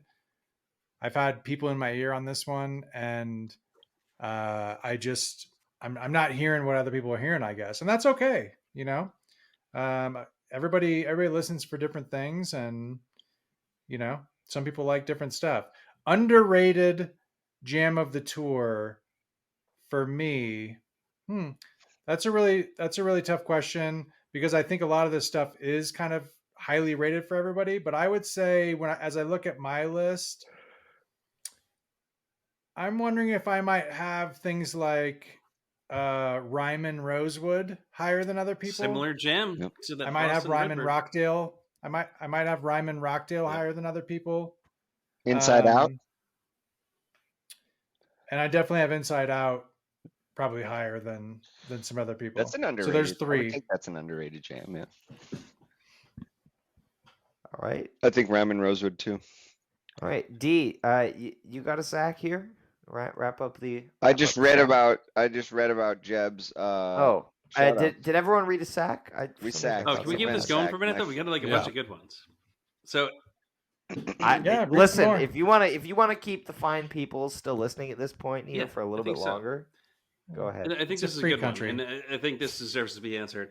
Although, like going back to Jives, I think there were some answers to that question of like, do you like the Boston Redbird? I think a very astute commenter said the Boston Redbird is the Negroni Stop talking about yourself like you're an astute commenter. The Negroni of jams. Like, you either love it or you're just not willing to try. And that's how I feel about the Boston Redbird. No, but I'm going to read this one. Where's that Boston Redbird out on your list? Not very high, but it's good. Yeah. It's good. Like, I'm not going to hate on it. Yeah, it's not that good then. I mean, it's good. Like, if it's on the list, it's good. Yeah. So, is it? All right, so here it is, and like, so Jive, like, I think this is because of something you said on the day after show that you were on. Can't stop watching Hot Tea with Neal and the cool horns. Cool horns. They missed a cool there. The horns really take it to another level, especially on Fish in the Sea. Insane 4 fire emojis. So I guess my question is, which fish in the sea was best? Tab horns or cool horns? Bingo tour. And this is a really good question. Answers. Like, I don't want to like guide where anybody goes on this, but like, I will say this before anybody answers. I think this is very close. Maybe it's not close, actually, and I think the answer is going to surprise some people. But Jive, why don't you go first? Well, I haven't really gone back and did a. I certainly haven't done a comparison, but just off the probably only one listen I've had of New Orleans, and probably only 1 or 2 listens of Taboos, I'd probably say Taboos. But that might. I mean, look, that's not based on much. I haven't really listened to him enough to know for sure. I'd say personally Taboos. I think that the James Casey Rick little like trade off pushes that over the edge. Oh yeah.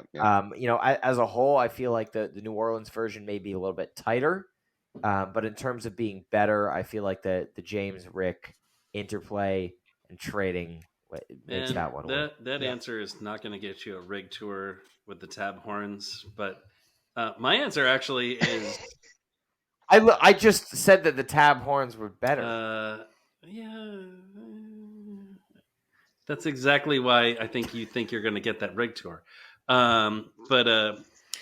Okay. I actually like the cool horns. Like, I think they came ready to play with Goose, and I think it was awesome. And I think that Hot Tea was incredible. But they're both really good. Really good stuff. D, you got thoughts on that? Really, we're not talking about. Yeah, the horns. I like I probably like the Taboos also. I like both of them. It's Dave Sanderson. Greg Sanderson vibes though. Yeah. Cool horns. Well, I thought the it felt more like cool. Yeah, you get more of like the energy, and like I feel like the New Orleans kind of atmosphere sort of carried over into the sound a little bit more than maybe the Taboos version. So they're different flavors. I'm gonna be undecided. Got it. Bob Don, call you. All right. I think Grippo would do a good Fish in the Sea. Yeah, sweet. Probably. I think we are over 3 hours in, and we should probably wrap up this episode. Let's do it. I think we actually made it through 15 shows in a pretty incredible time. So I think a voracious clip. I think we should pat ourselves on the back here for some nice efficiency on this episode. Thank you everybody for listening this far. It's been a pleasure having everyone back. We'll be back in July, of course. Hold on. We do want to make sure. And we'll see you guys, of course, back here in July. I'm sorry, Jive. What did you have to say? Just want to add one more thing. Yeah, there's one more piece. So we did have a competition that often occurs. We do have regular winners on this podcast, and we had another. Okay, B, you go ahead. And if we could just wrap up. No, I just wanted to give a big shout out to Chris Newcomb. What a comeback! Yeah, we had 2 champions. You know what I mean, and that's nothing wrong with that. Yeah, I feel like we really haven't spent enough time talking about how you had like a 20-point lead going into the last like 3 shows of the tour. Chris closed and you completely blew it. Yeah, I mean, I don't know. It's 3rd championship, so it still feels pretty good. Tied my all-time record for most points in a single Fantasy Goose season, so that also felt pretty good.